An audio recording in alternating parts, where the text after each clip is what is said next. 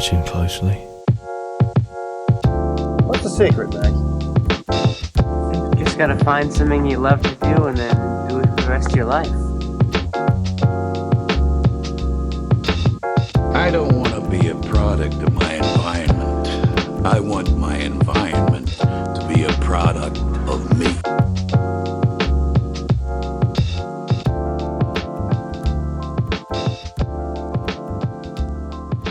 Hello, everyone, and welcome to The Establishing Shot, a podcast where we do deep dives into directors and their filmographies.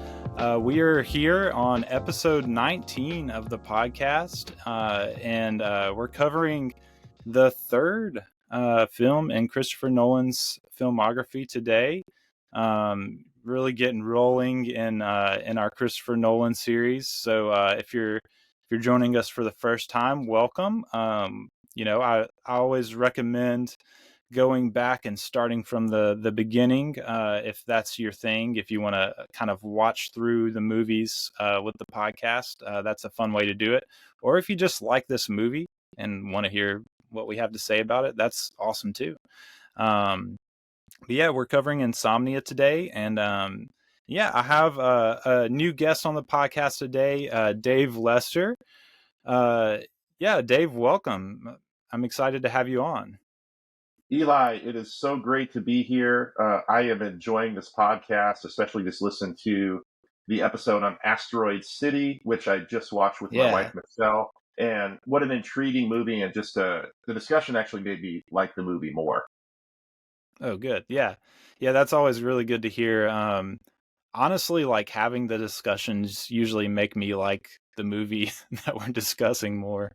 I always like whoever I have on always has like some insight that I like had never thought of that like makes me appreciate something in the film more. So that's awesome to hear.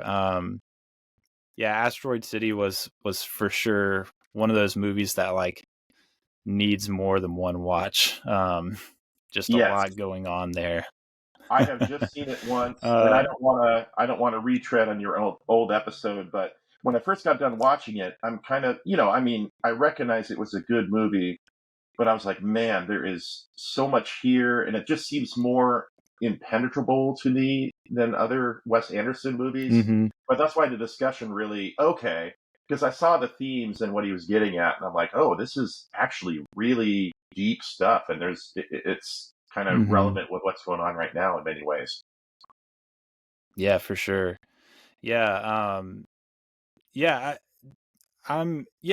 excited to get into this with you. I know I had reached out to you, and you came back and were like, hey, if you don't have anyone for Insomnia, that's my favorite. So I'm excited to hear your thoughts on that. But before we get into that, why don't you share a little bit about yourself, what you do, and I know you have a podcast that you co-host too, if you want to share a little bit about that. Yeah, absolutely. Thank you. So yes, I'm Dave, and as most people out there now I have a podcast. It's called Veterans of Culture Wars with my co-host, Zach Malm. We talk about evangelical Christianity. I still consider myself an evangelical, a committed Christian. Zach does not anymore. And so it's not a debate show. We just tend to have conversations with each other, good faith, open conversations. And we have had some just amazing guests. I am so indebted and grateful for authors, other podcast hosts, and people we've had on the show. I am looking to start a new podcast soon with just me. That's going to be called Does the Bible Say That? And it's going to be just going through passages in the Bible, not as a sermon, not as preaching it, but just talking about what does it say and what does it mean as best as we can tell, like in the era, in the culture it was written in. So that's something I'm working on right now that I'm excited about. I've yet to release that, but I'm hoping to release it in the next month. Yeah, that's awesome. That's news to me. I didn't know you were working on that. So yeah, I'm excited about that. Hopefully by the time this podcast comes out, it'll be on the road because on out there and on the air because this will be it'll be several weeks at least before this one releases. So yeah, Okay, I'll be able to hopefully pop it in the show notes by the time this comes out. That'll be awesome. that'll be And great. I and mean, yeah, yeah, I really enjoy Veterans of Culture War. I've listened to I've listened to a few episodes. I'm one of those that when I find a new podcast, I'll kind of like scroll through and find interesting sounding episodes and download them. So that's kind of what I did when I found your podcast and was following you on Twitter and whatnot. But yeah, I one of the standout ones to me that people that listen to this might really enjoy was your episode with Elijah Davidson on his book Come and See. yeah, love Uh, Elijah. yeah, he's actually going to be I have him slated to come on later in this series, and so but yeah, that was a great episode. Really good discussion. I'll try to link that specific episode in the show notes too, so people can find that easier. But Yeah, I've really enjoyed it. I appreciate just the honest discussion that y'all have on there. So yeah. well, I appreciate it. Yeah. Thank you. Yeah, and Elijah's book, Come and See, is really, really good, folks. If you're a movie Mhm. lover, definitely pick that one up. Yeah, absolutely. It's I don't have the book, but I've been getting the emails. He has like an email list too. Yeah, Um, it's and so cool that he's doing that. Yeah, it's like a yeah, devotional. Like once a week, you just get an right. email for free with a specific film that you can watch, and then read his Hmm. notes and his commentary on it. It's very, very cool. Yeah, and I've actually watched a few of the ones, a few of them I've gotten so far. I've already seen, and then a few I've been like, man, I need to watch this, and have tried to fit that in. But yeah, it's good. What moving into more specifically film, in your experience, what was kind of your journey into loving film as a art medium? Or was it like something when you were a kid, memories there, or college? Everyone has a different story. What's yours? Yeah, I feel like movies have always been around me from my first conscious like understandings that I'm in the world, right? I always felt like they were around. My parents had an old VCR. I'm dating myself here. I'm a middle-aged man. So we had the VCR and VHS tapes, and we could watch these movies with a home video market on the TV for all you kids out there. That's how we Mm-hmm. used to roll. So I grew up in Kent, Washington. It's a working class suburb that's south of Seattle. I actually was born into the same house and I lived there 18 years. My parents never moved. And so that was really Hmm. cool. I'm really, I think, attached to space, like as a side note, because of that. I Yeah. can't go back to that house now because my parents have moved out of it, but I seriously really miss it. And I wish I could just walk around Hmm. in it again, because the first 18 years of my life were there. But anyway, my parents liked going to the movies here and there. And, Yeah. they got married in 1972. So as they were married, 1970 cinema was just exploding. And I'm Oh assuming yeah. you, like me, and like all movie lovers, kind of look at the decade of the 70s with the Godfather movies, with Dog Day Afternoon. We're going to talk Yeah. about Al Pacino, also in Mm-hmm. Godfather as well. And then Yeah. Star Wars, George Lucas, Steven Spielberg, all these guys were coming up in the 70s. And it was just this explosion of just incredible cinema. So, my parents were taking all this in. I came along in 1980. So, we had the VHS of the original Star Wars trilogy before Mm-hmm. Lucas monkeyed around with the special editions. And, so I would watch those. I remember, I think my dad took me to the theater to see the Disney movie The Black Cauldron, which came out about Yeah. the Yeah. mid 1980s or so. Um, I watched Raiders of the Lost Ark probably way too young, but I love that movie. And I just felt a connection, like I think everybody in my generation and beyond has with the hero of Harrison Ford. Um, Mm-hmm. and so Raiders of the Lost Ark is still one of my all-time favorite movies. When I was 9, Back to the Future 2 was coming out with the futuristic hoverboards, and I think, what was that, 2015, that they went into the future, and so Yeah, something like that. we don't exactly have hoverboards yet. But it was coming out in the theaters. I had not seen the first one, so we went to a video rental shop. Again, kids, we used to have these video rental shops around. We picked out the original Back to the Future, and I remember being just blown away by that movie too. I mean, it is a nearly perfect film. I think we need to recognize the problematic elements nowadays as we look back at that, but it's just Yeah. so entertaining. The characters are just incredible. Michael J. Fox and Christopher Lloyd. It was amazing. And so then we went and saw Back to the Future 2 in the theater. So I was Mm-hmm. also a fan of Star Trek. In my area, like Star Trek was on the original series at 6 p.m., Next Generation at 7 p.m. And so I watched a lot of the Star Trek movies too. And The Wrath of Khan is still amazing to me this day. This kind of a submarine movie in space, essentially, right? Yeah. A Yeah. thriller. So I watched a lot of those. I mean, some are better than others. The fifth one, not very good, but very, very entertaining. And so I think once I got into my preteens and teens, I just started going to the movie with my parents, sometimes once a week on the weekends, with either the must-see movie or the movie that we were the most interested in seeing. And that got me Mm-hmm. just thinking a lot about movies, kind of rating movies on my own, and really following certain directors and filmmakers that I really admired.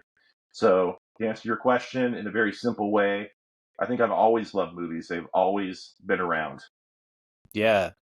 Yeah, it's really interesting. The more people I have on, the more it seems like everyone has like different and yet like similar journeys as far as that goes.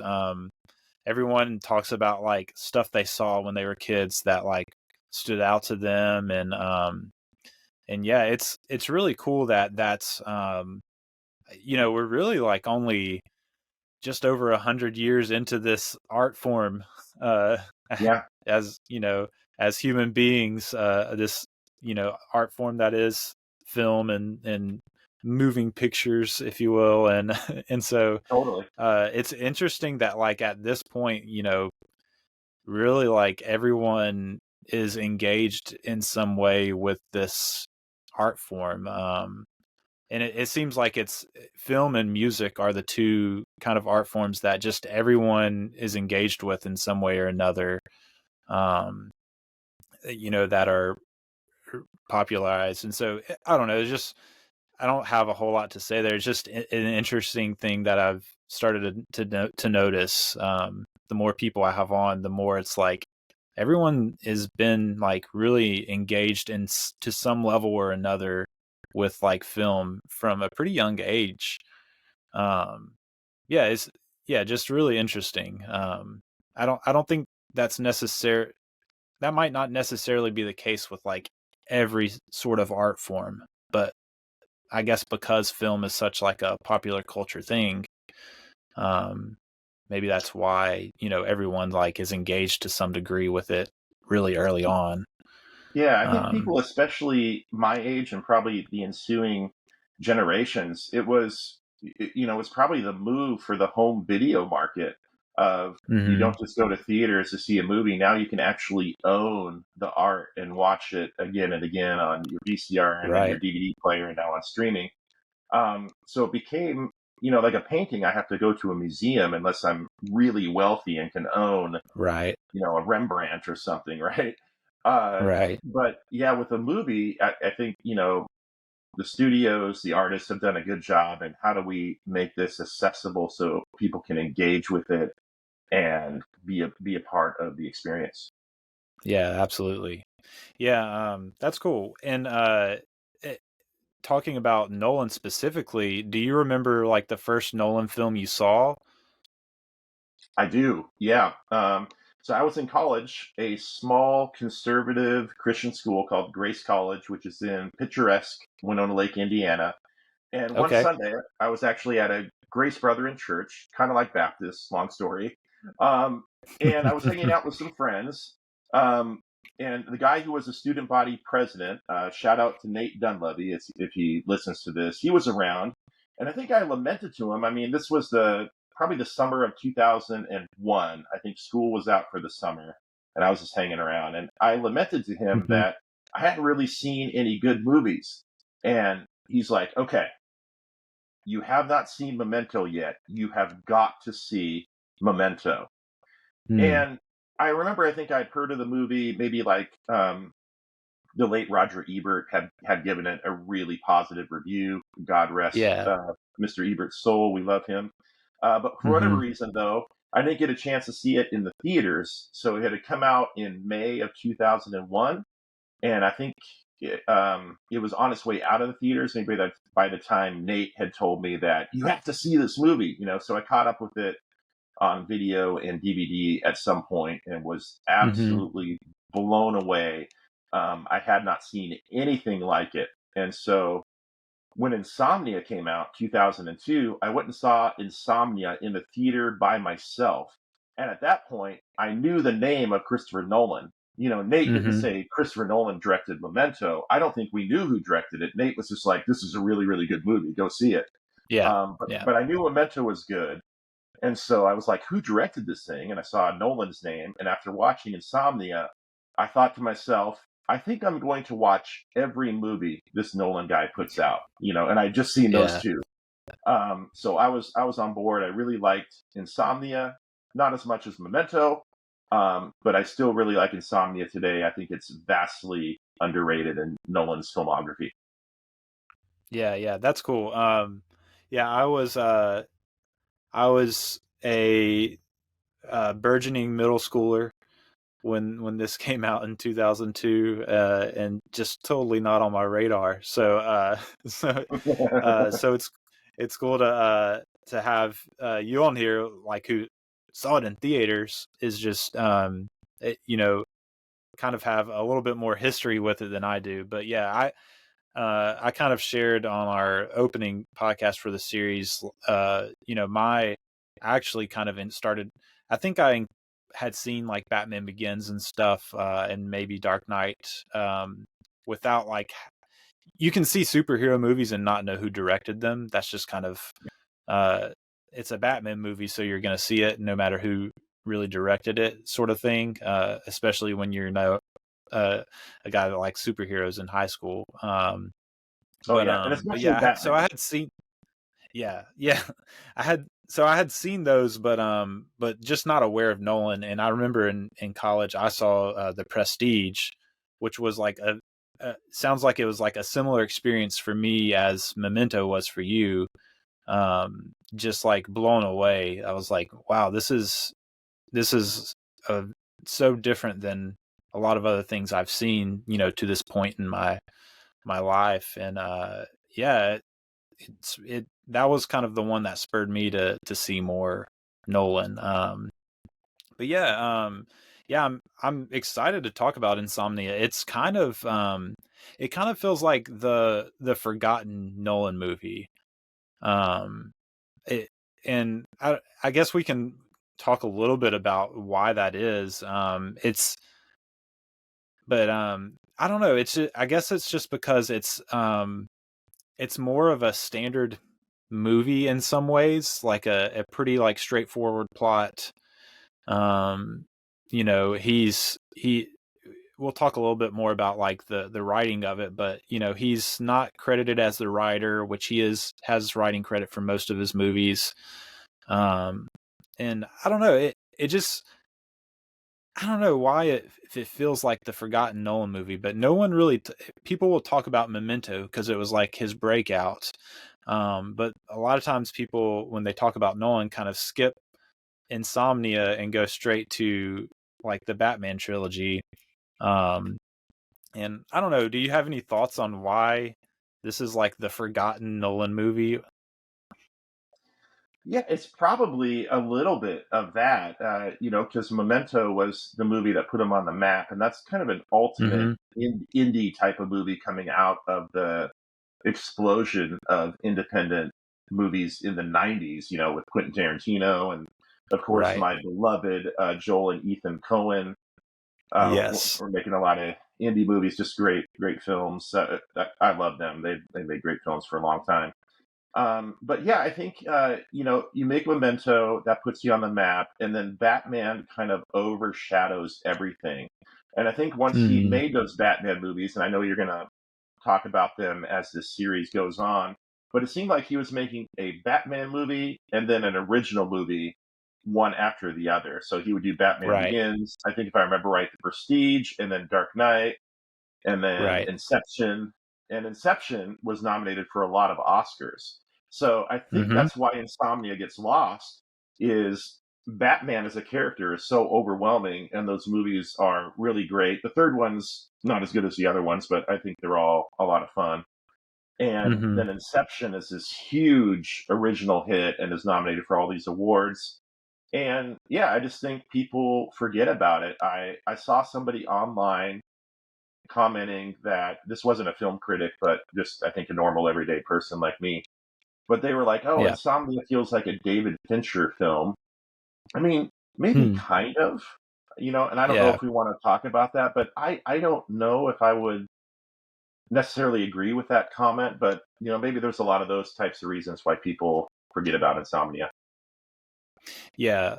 Yeah. I don't know. I guess like I guess there's aspects of like maybe the atmosphere of it that might feel a little bit Finchery, but it's it's not quite as like Fincher always feels like at the end of his movies you really like feel like the world sucks, you know? I feel Yeah, like after you watch a Fincher movie, and I don't know that I felt like that at the end of this movie. Like you feel it at points in the movie, but it we'll get more into that when we like start talking about thematic elements. But I really feel like this movie, the way it ends is sort of has some like grace notes or at least some semblance of like the world sucks, but it doesn't have to kind of in it. Um, right. It's you know a what? Yeah, I think it's kind of a morality play. And, we'll get Yeah, into yeah. that. I think, like you said, thematically, you don't know exactly the first time you see it, you don't know where it's going to end up, but it Mm-hmm. definitely kind of ends up there, as I think we'll talk about. And it also features, maybe we'll get into this a little bit more as well. I think Nolan is really into psychology and he's really Yeah, into human nature, why people are doing certain things. His protagonists, including in this film, are always super complicated and mm-hmm. they're good elements and you want to root for them as the audience, but then as is the case in this movie, you have insight that the protagonists may have participated in really bad stuff, like really evil stuff, and you don't Yeah, really know for a long time what's true and what's not about what he did, or what's exactly in his past. And so it kind of casts this haunting shadow that for a while you just don't know what to think about what's going on. yeah, yeah, for sure. Yeah, it's a it's a really interesting movie. And so one thing a lot of people might not realize is that this is actually a remake of a Norwegian film of the same name. I guess it would be I don't know if Norwegian has a different word for insomnia than insomnia, but the movie posters just says insomnia, so I guess it's kind of the same word maybe. Um, but yeah, so the English, this is like the English American remake of that movie, which directed by I'm gonna butcher his name because he's Oh, let's say it real fast, right? Norwegian. Yeah, it's let me pull it up. It's uh Eric Skjoldbjarg. Uh, That it's one passes of in my those book. like yeah, it's one of those names that has like the A E like smushed together like letter whatever. I don't know how to pronounce that, but but yeah, it's a really. I actually went back and watch. Have you seen this one? The I have not original? seen it. I need to see it. Yeah, Uh, yeah. It's definitely worth watching, especially if you do like this remake. And it's different enough that it it's an interesting watch, even if you already kind of know the plot points. But yeah, it stars Stellan Skarsgård, who's kind of been he's had some success in American films as well. Really great actor. But yeah, it's an interesting film. Um, it does some interesting things with just like the noir genre that Nolan really loved, and what drew him to it. He kind of shares Nolan shares a story about how he was in the middle of I guess like the process of making Memento when this came out, and he actually saw this like twice on the same day. I think in one sitting. I think he watched it and then just like stayed and watched it again.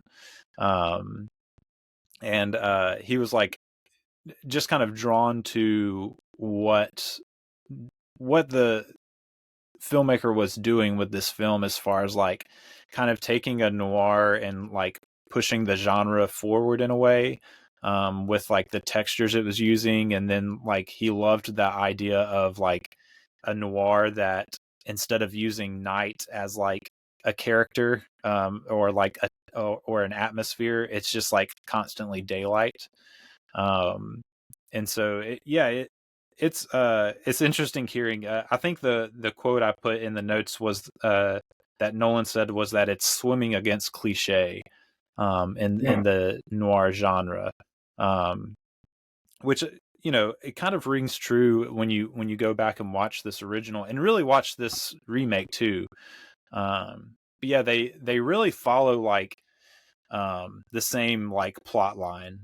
You have the detective, you have the never setting sun, you have the teenage girl that he's coming up to investigate. But in the original, you really don't have you have way less, or virtually not any background on this character or his partner. And so it's a lot more like you're a little bit more removed than you are in the Nolan remake, which is it's interesting. And then he really does actually have some filmmaking aspects that are interesting, and I think the way it's edited is really interesting and different from the Nolan remake. But yeah, it's certainly one that's worth going back and checking out if you've never seen it. Does he do Yeah. what Nolan does with the flashback? So the opening of Nolan's version of Insomnia, I think if I remember right, has flashes of blood and gauze, and you see Pacino, Mm-hmm. I think through a mirror, doing something like rubbing something very mysteriously, and then he wakes up on the plane. Yeah. Are there similar like edits like that where you see kind of the past just in pieces that you can't put together until later in the movie? Yeah, there's a little bit of that, but it's not the Pacino character. It's not that he has a different name in the Norwegian version, obviously, but Sure. the flashbacks that it starts off with are actually like kind of visions of the murder and the cleanup happening. And so like in the Norwegian version, there's not like the internal affairs investigation background. There's like none of that. So like there's because those flashbacks are kind of going back to like what Dormer has done, that is kind of following him there, sort of thing. And you don't have that at all in the Norwegian version. There's no like there's no like background plot point. There's no like which we're spoiling things. This is a deep dive podcast. There's no like I shot my partner, did I do it on purpose? because I wanted to shut him up. Like that's not in the Norwegian version at all. Wow. Which makes it interesting in its own way, Yeah. and makes you, it's still very like interested in psychology, but it's much more removed. Like Nolan really wants you to like sympathize with Dormer and have his perspective, and I just don't think that the Skjoldborg, or however you say his name, is like super interested in you like having a lot of sympathy for that character. So it makes for a very different watch, even with the same like general plot lines. Like you still have the killer's an author that she's befriended, and you don't. There, he doesn't like go into like, oh, she started laughing at me and it went from there. And so, and then too, like with Nolan's version, you kind of have that back and forth between Pacino and Williams, where like Williams is kind of manipulating him to like help him so that, he doesn't get caught too. And the motivations with the Norwegian version are like way less like cut and dry. Like it's hard to like grasp like, wait, why is he like so on board with like helping this murderer like cover things up? And so, yeah, it's just way less, you have way less sympathy for that character in the Norwegian version. So yeah. Wow. I would recommend. Yeah, it sounds even darker than Nolan's version, so I will check it out someday. Yeah, I think it is. It's worth checking out for sure. But yeah, Nolan heard somehow, I guess, through the grapevine that Warner Brothers was going to be doing the American remake, and he pushed his agent really hard to get him an interview or whatever they get in Hollywood to meet with the studio, and like he just couldn't get him any meeting with them, and so I think I read somewhere that it was originally slated, Jonathan Demme was originally slated to do to direct the remake, and there was, how like casting rumors go, there's always like this person was who they had like slated to do it, but it was supposed to be Harrison Ford, or so the rumors go, in that Dormer character role, which would have been really interesting. Yeah, I am probably a very different movie. Yeah. Oh yeah, definitely. I am fascinated by this. I don't know, I've seen this movie 3 or 4 times. I didn't know much about the production, and I did not know that Jonathan Demme was attached to it with the possibility of Harrison Ford and Al Pacino's role until I saw your notes this morning as I was preparing for a little interview here.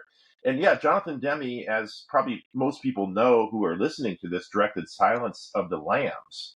An incredible movie. To have him do something like this with Harrison Ford would be intriguing. But I think the only thing I would say, I said at the top of your episode, I grew up with Harrison Ford. He's like Han Solo and Indiana Jones. He's the ultimate hero to me. But I really think at this point in Harrison Ford's career, I'm not sure like when they were attached to it, Harrison Ford was just making some duds, man. Like, I mean, Yeah. he had a Hollywood Homicide with Josh Hartnett, just an awful movie. I really wasn't a huge fan of, is it 6 Days, 7 Nights that he did with Anne Heche. It seems like from that point on, he just, I don't know if it was his agent or what happened, but just a string of movies that just were not so good. I mean, it was not the 15 or 16 years span of Harrison Ford from 1977 all the way through maybe the early to mid 90s that we had, where he was just a force of nature as a star. But I mean, maybe this would have rebooted his career if he would have done this. I don't know. Yeah, I don't know. It might have rebooted it in a different like trajectory because of the nature of this character.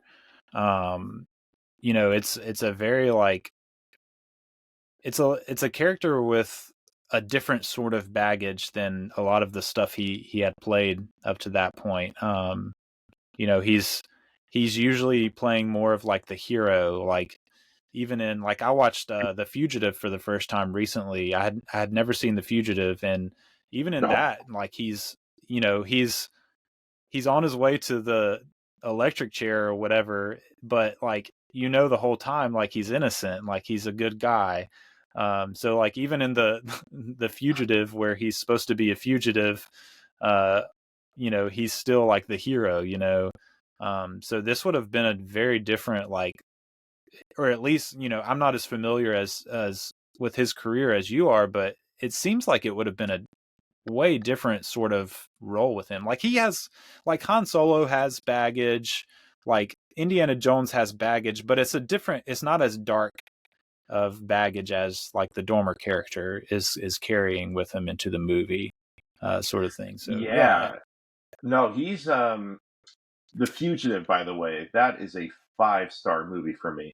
I mean, Okay, yeah. incredible Tommy Lee Jones performance. I really love that film. If you haven't seen it, check out the movie Presumed Innocent that Harrison Ford did in the 80s. I want to say that Alan Okay. Parker directed it. I'm doing this off the top of my head, so fact check me. But it's definitely like a courtroom thriller, and I feel like if I remember right in that movie, he is very much more of a complicated character. There's a dark kind of Okay. proceeding over the whole thing. So he's done some roles where he's definitely not an out and out hero. Yeah. And I think the way he plays his heroes, usually is a little bit more complicated than, or rough around the edges, at the very Mhm. least, than your typical kind of hero movie star character. And so I could see him in the role.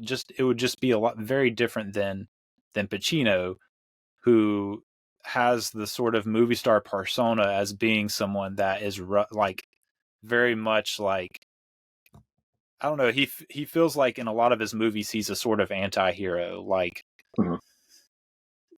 Probably generally a good guy, but does a lot of bad stuff too.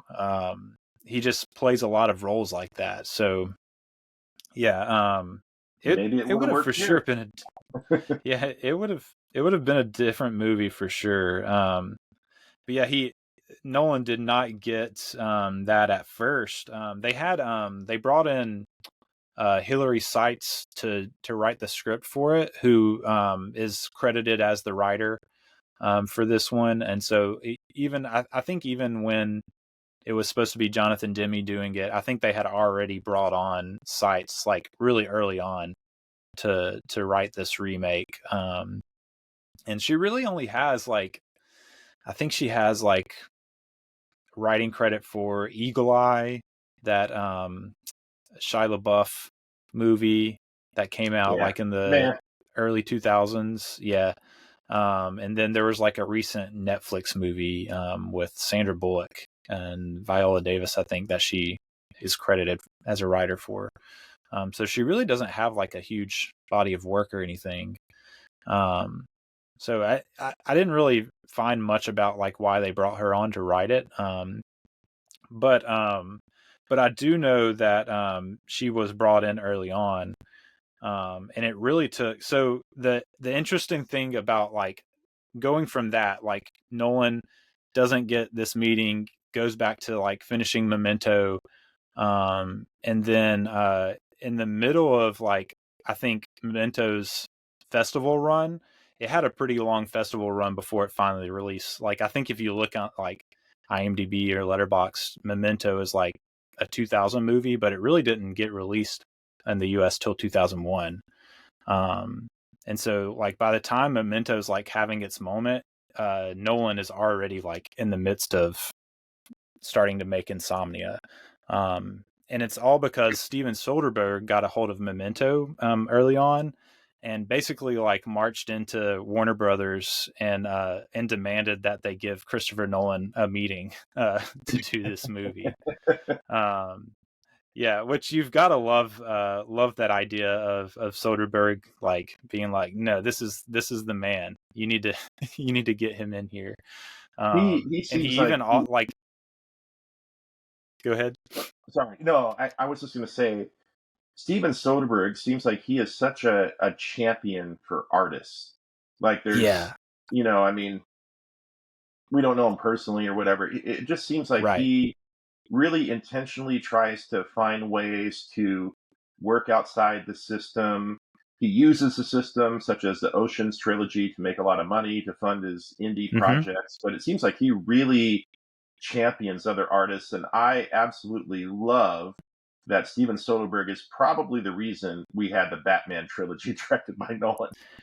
Yeah, it really is, because Soderbergh got Nolan this movie basically. Nolan even says that, in interviews. Nolan has said like Soderbergh is the reason I was able to make this movie. And Soderbergh and George Clooney kind of put their names. It's one of those situations where they're like, we're going to executive produce this if you give it to them. Kind of we're stamping our names on this because we believe in this guy. Which I always love, looking back on like directors, the start of their career, and how some people kind of just break into things on their own. But a lot of times it's like this. It's someone that sees your film and like sees some of your early work and just like sees something in you, and like goes and fights for you to be able to make it. For Wes Anderson, it was James L. Brooks, and even Scorsese had like really great things to say about Bottle Rocket and Rushmore. They kind of like put their names out on the line of like, this is the next guy. And so Yeah. I just think that's really interesting and cool, in that industry, just in the midst of that, like the strange industry that Hollywood is. There Yes. are guys, like Soderbergh, that are like, I'm putting my name on the line for this guy that I believe in. Yeah. Really That's cool, I great. think. Yeah. But yeah, it's he finally like gets slated to do Insomnia. Um, got a $44 million budget to make this his first studio movie. I can't remember what the Memento budget it was, but it was nowhere near 44 million. I want to say Yeah. it was like less than 10 for sure, less than 10 million. Yeah. If it was 44 million, I got to wonder how much of that was swallowed up by, big name stars. I mean, Robin Williams and Pacino obviously were Yeah, both huge. Hilary Swank, I think, had won the Oscar for Boys Don't Cry she in the did. 90s, right? So Yeah. she was already established in a huge star. Yeah. And it's 3 Oscar winners. So I mean, like, when this came out, I'm sure, and I think, I've seen the posters. The big names aren't Christopher Nolan, which would change, in the future. The big name on the poster changes to Christopher Nolan, but it was one of those things where you could just say Oscar winners, this name, this name, this name. Yep. Pacino, Williams, Swank, which is really impressive. And I don't know how much of that had to do with like, Soderbergh and Clooney like executive producing and like really putting a lot of stock into to be able to get those big names like that. But it's also, it's a Warner Brothers at this point was, they were just like making a lot of these sorts of movies, pumping a lot of money into these, studio thriller sort of movies. Yeah. The adult So R-rated I don't know thriller. it exactly. Yeah. And so, yeah, it's really interesting, when you look at that and think this, I mean, he was my age when he made this. I'm 32. He was 31, I think, when this came out, or when he started making it. And really, like, as far as directors go, like, as far as like a career in Hollywood goes, sort of like still a kid. in Oh a way, yeah. you know. What have we And been doing so with our like lives, Eli? What have we been doing with our right, lives? right. I'm like, man, I wouldn't know what to do if you said, here's $44 million, make a movie. I would be completely lost. Um, but yeah, here's Nolan, and really like he's you get these actors like Al Pacino. I mean, the man Al Pacino, Robin Williams, and Hilary Swank is kind of, she's won the Oscar, but she's not coming in with as much like star power baggage as Pacino and Williams are. Um, but like it's like he really like takes what these actors are coming in with and is really like off the bat like just great at harnessing that star power and even like turning it on its head. Like Robin Williams, I think had done 1 Hour Photo in this same year, which is another kind of like straight, kind of creepy, sort of strange character, which Yes, I've it's never good. seen 1 Hour Photo, but Oh, it's good. It's very indie. yeah, Yeah, hmm he is creepier in 1 Hour Photo than Insomnia. yeah, But 1 Hour Photo, if you watch it, just real quick, like there is a surprising empathy that comes through at the end of the film. I won't give anything away, but it's worth a watch. It's good. yeah. I'll definitely put it on the watch list. But yeah, it's just interesting that like in the same year, Robin Williams kind of has this kind of, I guess, turn in the sorts of movies he's doing. Because really, like up to that point, he was just the comic and feel good kind of actor. I Yep. mean, even Dead Poets Society, you know, it's a more serious role, but also like he's just like the inspirational teacher. Like it's still like a very feel good sort of role. And it seems like, when did Good Will Hunting came out? That was after this, if I'm not mistaken. It was 1997. Oh, so So it was a little before. that's where he Yeah. won So his best supporting actor. Yeah. right. That's right. That's right. Um, and so yeah, so you know, that's a little bit more serious role, but again, like inspirational. Like, um, it's not it's not a serious creep role, which is, yeah, it's really like taking that persona of Robin Williams and like turning it on its head, in a way that somehow really works. Um, Yeah. I don't know, you know, I'm sure to a very great degree, and I'm sure like Nolan would probably say the same thing because he seems to be pretty like humble when it comes to like uh, talking about his movies and the actors. He gives a lot of credit to his actors from the interviews I've heard. Um, but yeah, Nolan, and I think I even wrote down a quote. He said, Nolan about Williams, he said he really found something in himself, um, which That is, seems like kind of creepy yeah, given the role he's playing in this yeah, movie. He yeah, it found does. something in himself. Yeah, No, Robin Williams, um, I mean, this guy, I think he was also in Death to Smoochie this year. My that's friend right. Yeah, my friend Jake Mark reminded me of that. So there were three kind of big films that Robin Williams came out with. My friend Jake, shout out to Jake Mark. He may listen to this. I'll send it to him anyway. He yeah, got to meet Robin Williams as an extra on the set of World's Greatest Dad, which they filmed some of here in Seattle in like the okay, Wallingford neighborhood. And yeah, Robin said howdy to him. I mean, it's a similar story is that Robin is just really nice to everybody on set. He doesn't hmm, really cater to stars or just kind of the working class people that are working on the movie.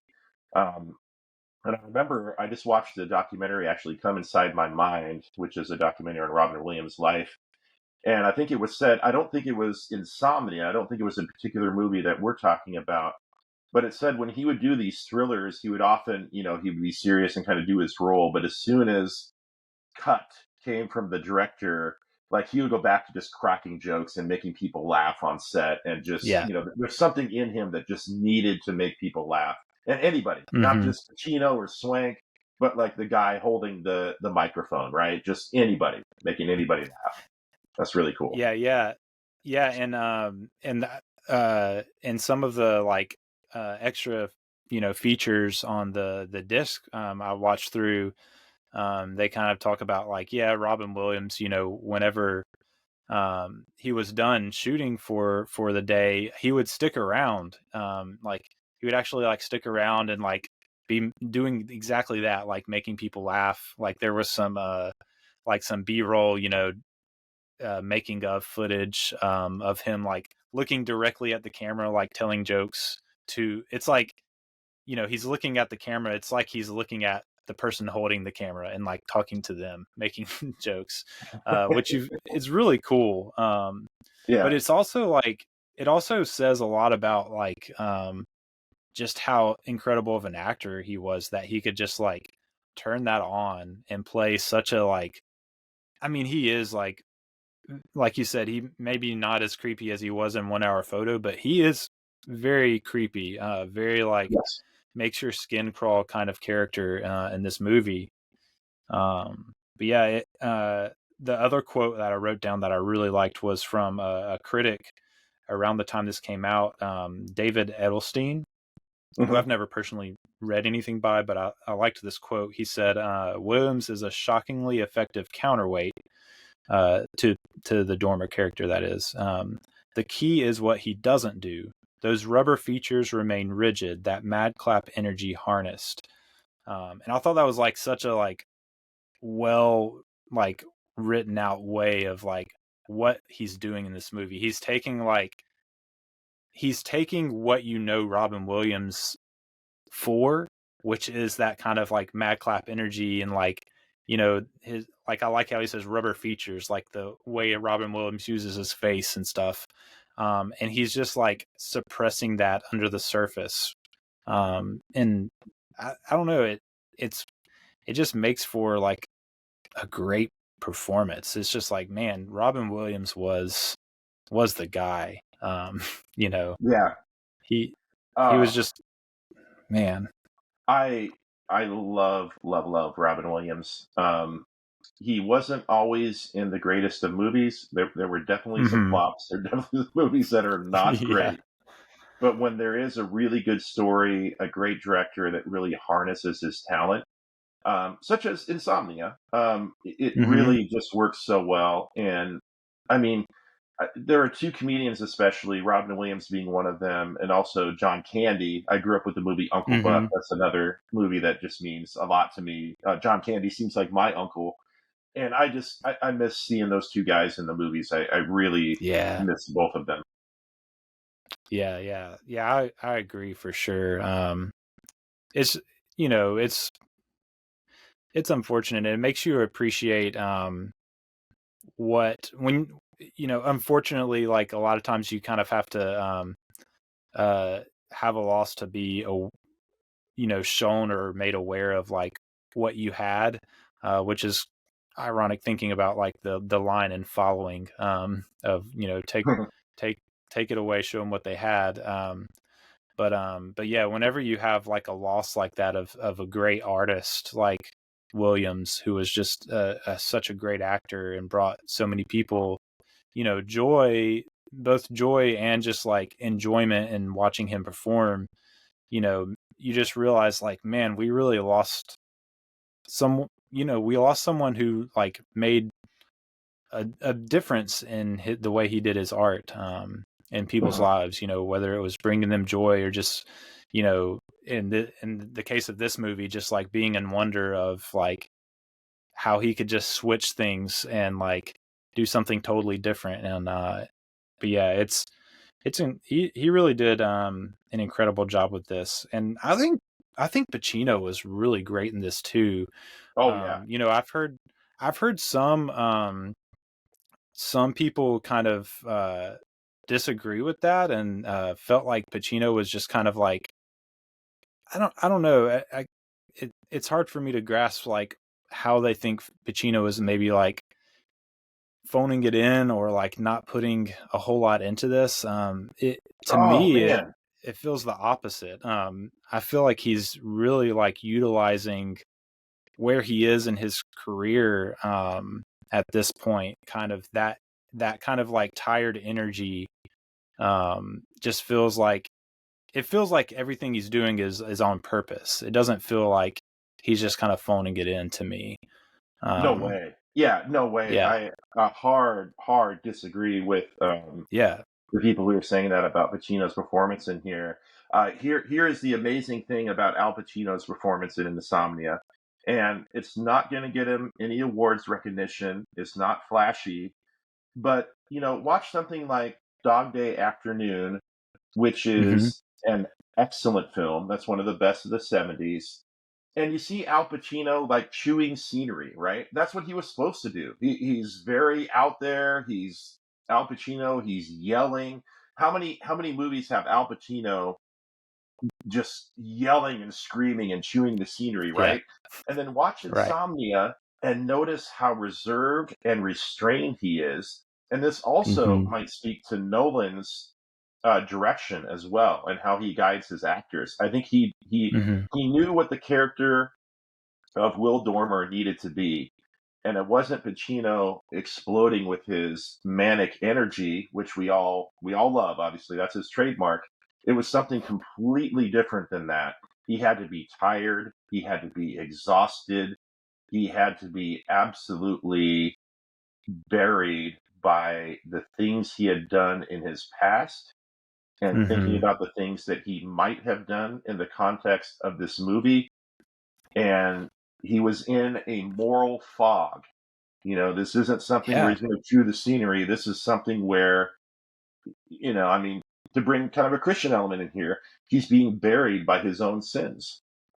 Yeah, absolutely. And one of the things I wrote, like when I've turned this movie on, it's the plane, going like flying over the glaciers, and then like you go inside the plane, like right up close on Pacino's face, and like the first thing I think either the first thing or like the second thing I wrote down in my little notebook was like Pacino is tired already.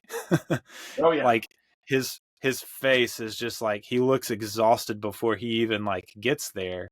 To the land where the sun never sets, and so it's which says a lot about both the writing and the performance, and like Nolan's eye for like where to put the camera um is just like right off the bat you can just see and feel very like palpably like this guy has been through it. Like he's like obviously like we know we're going to be watching some sort of like thriller. Like you've probably seen the trailer. If you're watching this in the theaters, you've heard like, oh, there's some guy that's killed someone, he's a detective. Like he's going to get into something, but to start the movie off with, man, this guy looks like he's already been through it. His death warmed over. Oh yeah, for sure. I think I read somewhere that Nolan kind of said when he was starting to work on this, he kind of pictured Pacino's like sunken eyes, those like deep, dark, like line under your eyes kind of face for this role. And man, like I do feel like Pacino wears the feeling of this movie on his face. That just like, I mean, it's called Insomnia. Like, that there's going to be a feeling of like just exhaustion over the movie, and he just wears it on his face so well. And like you said, it is very reserved and subtle in some ways. Yes, what he's doing there, but yeah, it's not flashy, but it's all intentional. Yeah, it's a very intentional performance. He knew what he was doing, and Nolan knew what he was getting from Pacino, and it's right for what the character should be. Mm-hmm. Absolutely. Yeah, and Nolan had said he was like nervous because I mean, obviously, like this is his first big studio film, and like right off the bat, he's working with Al Pacino.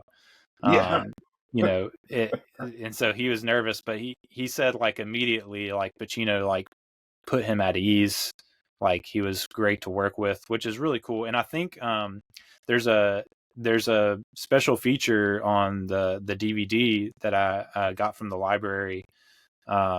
It's just Nolan and Pacino just talking for like 15 minutes. And it was really cool because in that little conversation they have, you get the feeling that Pacino really like taught Christopher Nolan a lot about how to work with actors, which I really like appreciated seeing that, because it really put things into perspective. Here's this young guy who's coming in. It's his first big studio film. Like, obviously, like he's up to the task, but there's also like there's a certain degree to which, no matter it, Christopher Nolan now, like we know, like he's up to the task. But at that point, probably personally for Nolan, and then for the studio too, it's like, I don't know if I'm up for the task. We don't know if he's up for the task. And so for an actor like Pacino to really come in and like, it seems like he was working with Nolan in such a way where like Nolan was obviously like directing him, but also like learning so much from him of like, okay, this is what a movie star actor needs from me. And so, yeah, I really appreciated that, like Pacino worked with him in that way. Because who knows, he might have been, it might have been a while before we got the Christopher Nolan we have now, who's just like pumping out movies with movie stars. But to have someone like Pacino come along and really like pour into you in that way, is really cool. Definitely. Yeah. That's, I mean, because Pacino was so huge. I mean, he could have, I mean, there's probably a little bit of an ego when you're in some of the greatest movies of all time, The Godfather, Oh, yeah. Dog Day Afternoon, and Nolan was not a household name. I'm assuming Pacino maybe saw Memento, and like Soderbergh and George Clooney, recognizes talent and is like, hey man, here's how to deal with, crazy ego actors like me or whoever. I don't know if he has an ego, Yeah. But just saying, you probably deal with that a lot if you're a director, right? Yeah, absolutely. Swank is kind of a strange, I don't know, she's doesn't come along with it quite as much like of a filmography under her belt, but she is an Oscar winner already at this point. But she feels so she's like a very strangely utilized character to me in this movie. I don't know. I feel like if there's a weak point in this movie, a lot of it is kind of surrounding her and her relationship with Dormer. It just kind of feels strange at certain points, and I don't think it's anything to do with Swank as an actress. I think it's just more the way it's written. I don't know. It's almost it, and this is a different one too, because like, Nolan kind of does have the reputation of kind of underutilizing his female characters, and the actresses that he gets in those roles. He has a bit of a reputation of that, which I think to a certain degree is pretty fair. But this one he didn't write, like he's not like the main credited writer for this one, so it's almost like, you can only blame him for that to a certain degree for this one. But yeah, I don't know, did you have any thoughts on that? Well, again, I think Nolan worked with the screenwriter Seitz kind of on drafts of it, right? So he may have actually had a hand. He did. I mean, yeah. So I guess we don't know, maybe what was cut out and what was not. Related to Hilary Swank, I think she's good in this movie. I agree with you on her performance. I think it largely works for me. I'll tell you why. But let me just say, let's see, what was I going to say? I do think there are certain things about her character, and like you said, the relationship to Dormer, that could have been buffered as a screenplay, could have been written better. Because her character, and again, for our audience, the movie's 21 years old, so we're going to get into some spoilers here. So go watch it before Yeah. you you listen to any more of this conversation. Although we've already been dropping some Oh, spoilers yeah. here, Eli and I, as we've gone along. Yes. But her character's job is kind of, as Al Pacino and Hap, who's played by Martin Donovan, as they fly in on this plane, land on the water in Night Mute, Alaska, rural, very isolated, small town Alaska. She's there waiting on the dock, and she definitely has what seems to be a hero worship of Will Dormer, Pacino's character. Yeah. She really looks up to him. And so a lot of those early scenes, her character is kind of just, oh, wow, I am a young cop. I am tenacious. Her character is very tenacious in the whole movie. Mm-hmm. And she really looks up to Will Dormer and wants to be kind of a detective like him. But then, I'm assuming we'll talk more about the scene, so I won't dive into the scene in the fog that much yet, because I think we'll get there. But the aftermath of that scene really switches how she sees Dormer. Because as she is tenacious, as she is very smart, and this is her character, she's very young, but she's very smart and tenacious. And she starts to see inconsistencies in the story from Pacino, Will Dormer, and the evidence she's finding on the ground. Her hero worship kind of changes how she looks at him, how she interacts with him. It definitely changes into this, oh my goodness, what has happened here? And I don't know if I want to go any further, but I have to, because I'm a cop. I have to find out the truth about what happened in this scene. And so that's why I think she's a fantastic character. I think I'll agree with you a little bit that I think the hero worship could have been developed a little bit better in the storyline, but the rest of it definitely works for me. Yeah, I think there's a certain degree to where, like, I think just like watching this with just like, I want to watch a great movie. It's like, you wouldn't really do this, but like when I'm watching this with like an analytic mind, because I'm about to talk about it for a long time on a podcast, you notice things like, okay, like it starts off and she has the hero worship, and she's like, I wrote a paper on you for like, I guess some cop dissertation. Like, I don't really quite understand what that's about. I guess like criminal justice college degree. She wrote a paper about one of his cases, and it's almost like, hey, let's throw this in here so that like when she's investigating him, she can like go and find in her paper what kind of gun he used. And I don't know. It just seems like kind of like it's more of like I don't know. I just wish her character would have been fleshed out more, I guess, which you only have so much time in a movie to do that sort of thing. So, this is very much focused on Dormer and his perspective. So it's not a huge, this is more like a nitpick, I guess. It's not really like, it doesn't diminish the movie for me a whole lot. It's just one of those things where like, man, it would have been cool to like, if her character was less about like finding out what was wrong with Dormer's, story, and more about like, if she had a little bit more like character to her, like, and so I do think, you're right, about like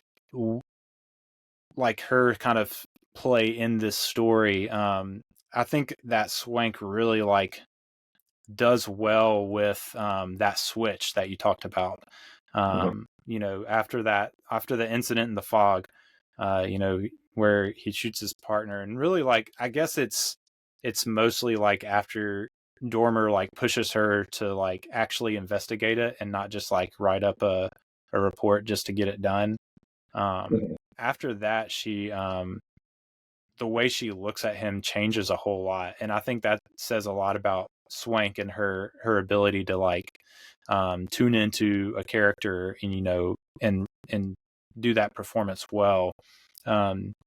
Just like the subtleties in the way she looks at him, or even like not so much the way she looks at him when she's talking to him, but like when he walks away, like the expression on her face is like a very subtle, like puzzled, like something's wrong here kind of look. That I think she Absolutely. like pulls off really well. So, One scene like where I said, it's nothing about Swank as an actress. It's more just it's kind of one of those nitpick, like, oh, I wish there was more to the character kind of things. Because she yeah, is interesting. She does play it very interesting, and it makes you want more of that character. I guess that's maybe what it is.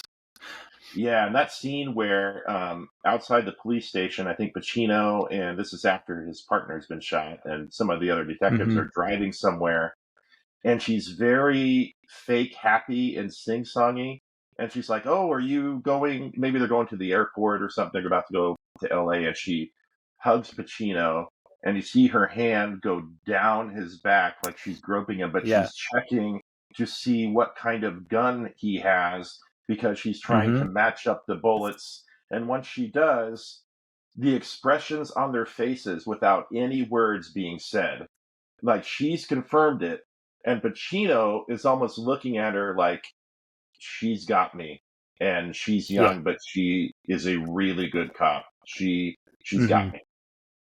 Yeah. Yeah. That's really good, and that is like, I guess, like, yeah, like I said, it's there's some good stuff going on there with both the performance and like the role the character plays.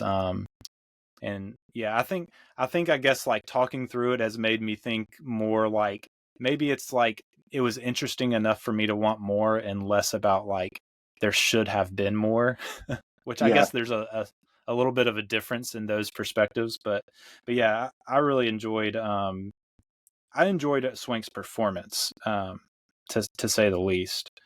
Um, yeah, getting more into the production side of things, you know, obviously like great casting.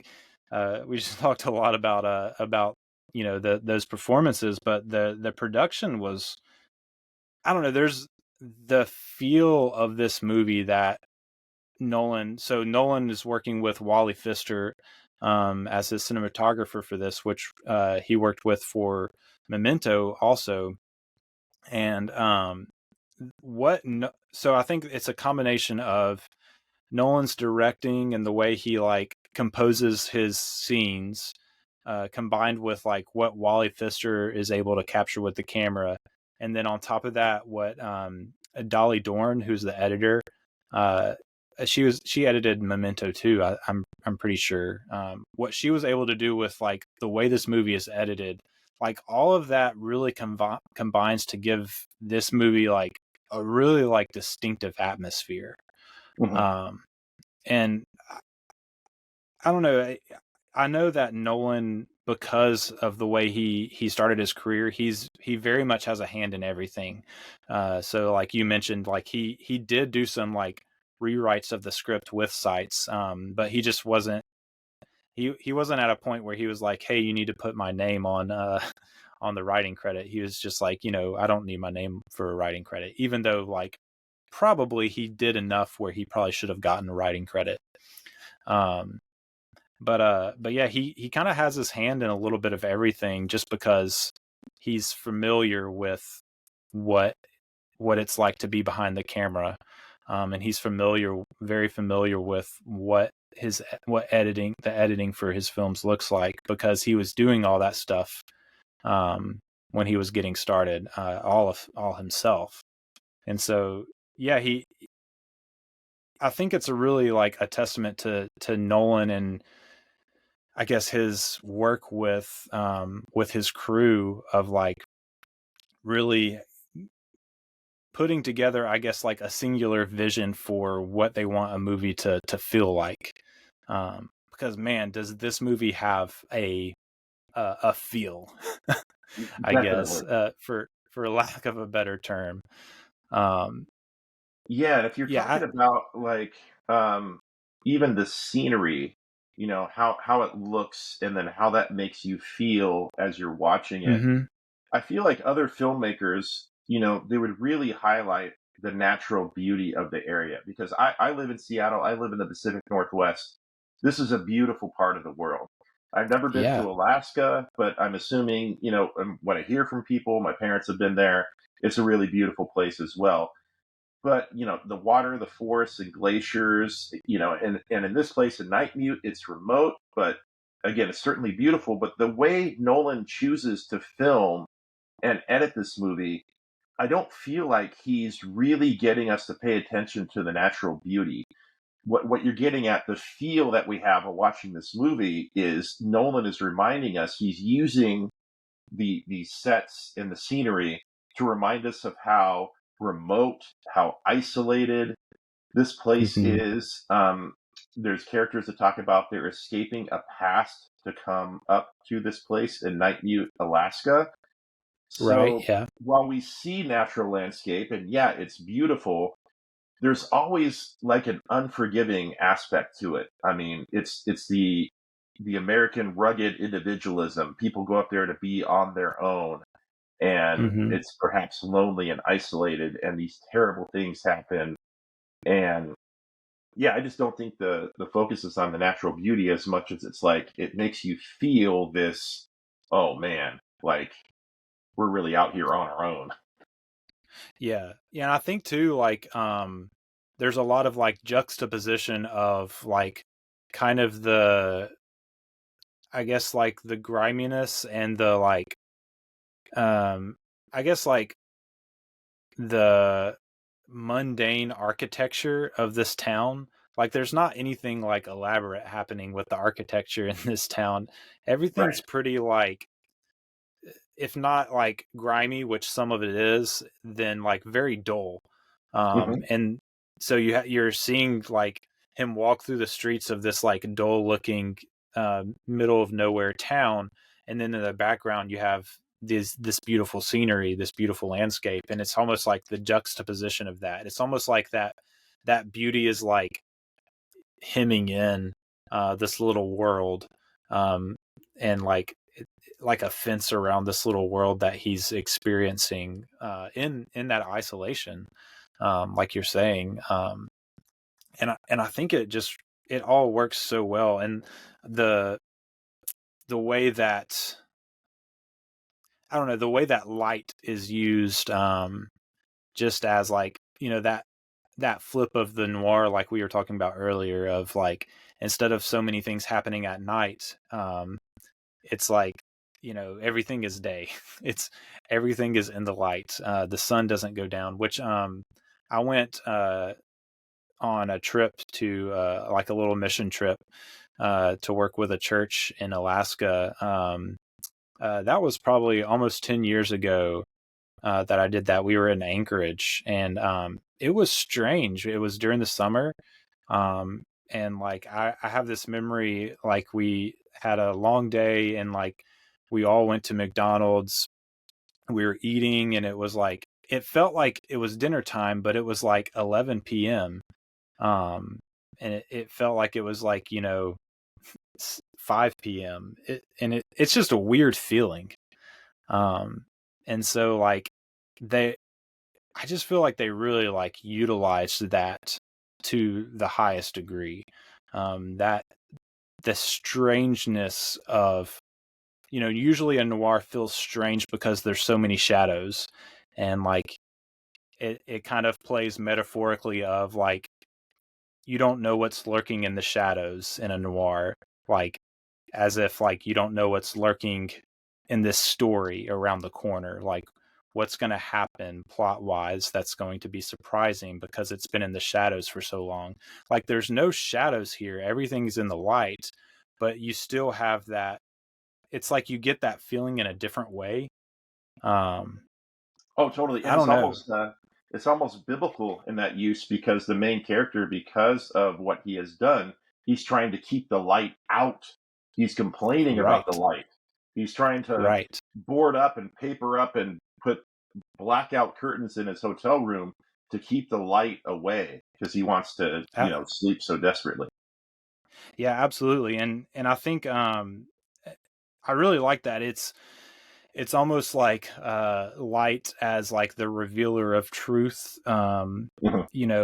There's that scene towards the end where he's like throwing cushions and like every like desks and stuff against the window to try to cover it up, and the hotel manager, I can't remember the actress that plays her.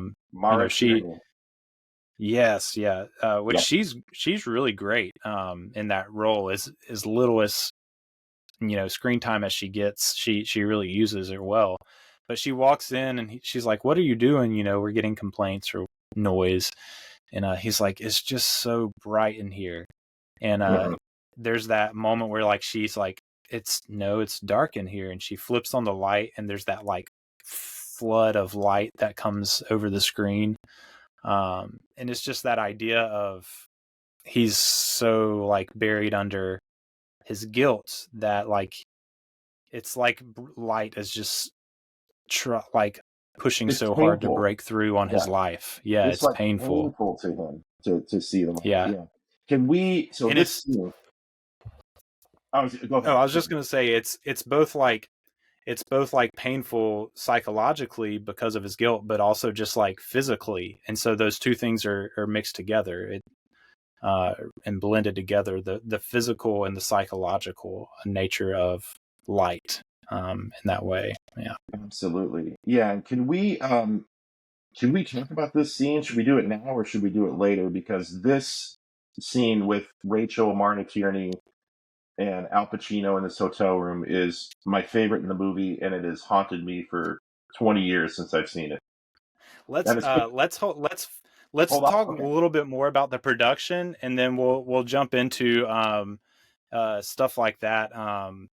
Yeah, sometimes our rabbit trails take us too far, too far down the line. I got you.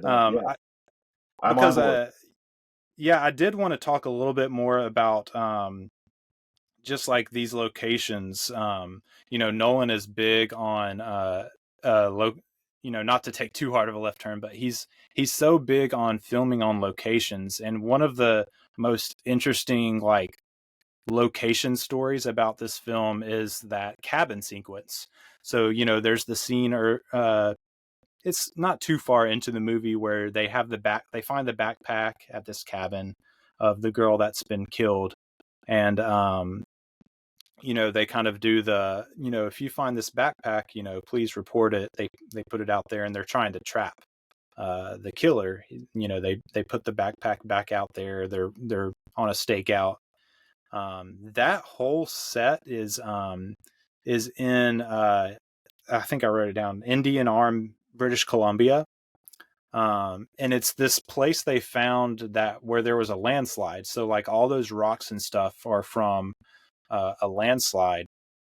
In this area, you really can't even get to except for by boat or like helicopter.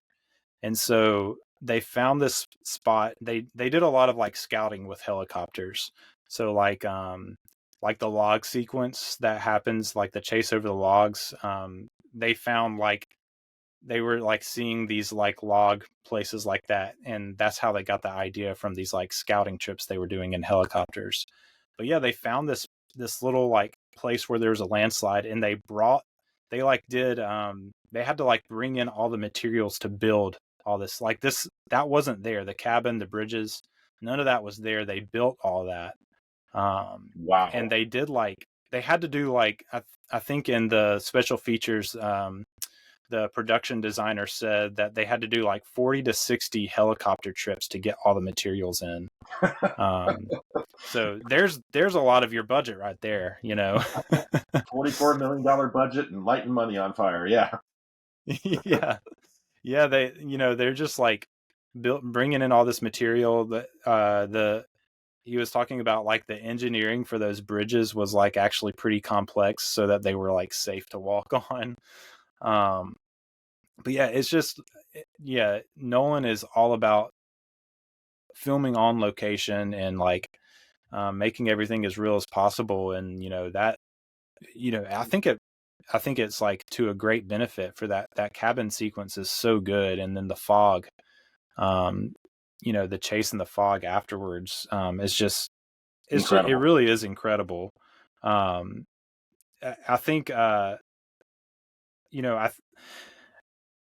you have the that cabin sequence, which is an incredible set that they built, and then the fog on top of that, where they were like pumping out. They had boats out on the water, like pumping out all of this. It's essentially like some sort of, fake fog smoke. And yeah, just like the idea of the amount of like effort that went into making that sequence happen. And it really is probably one of the best sequences in the movie, I think, what they were able to capture with that, because it's one of those sequences where you watch it and you're like, I've never seen a sequence that was like that before, sort of thing. That chase through the fog, like you just don't get a lot of movies working in fog because it's hard to shoot in.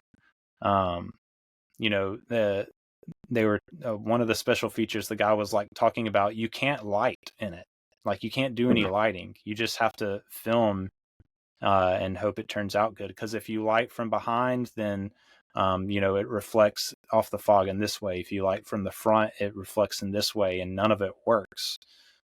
So that was kind of fascinating to me, the idea of like shooting in fog and not being able to light anything the way you would normally would. I don't know, that was really interesting to me, and I guess just because it turned out so well. Yeah, it is great. It's one of the strongest scenes in the film for sure. I'm saving my fire for that hotel room scene, because that's probably my favorite one. But yeah, visually and just what happens and the excitement of the chase, amazing scene in the fog. Yes. Yeah, and I think just that the action in this movie is distinctive in that way. It's I think it's really is it does feel like Nolan starting off his career showing that when it comes to like action, he just has a different mind and a different eye for it. Than he's bringing something new to the table as far as like his action sequences goes. And I think that's probably one of the things, I think those sequences, so you have, I think the two major ones are that sequence in the fog, the chase in the fog, and then the chase over the logs, are two like just incredibly like captivating action sequences. And it makes me wonder, did like Warner Brothers just see those two sequences and be like, okay, this guy can make an interesting Batman movie. Let's give it to him. Obviously it made over $100 million, so that had a lot to do with it too. But oh yeah, the money probably speaks louder than anything else. But I had in my notes geography as psychology, and we already hit that on a bunny trail. So don't you love it when like our bunny trails like hit things in the notes that you that never you know didn't where expect. things are going to lead, right? You never do.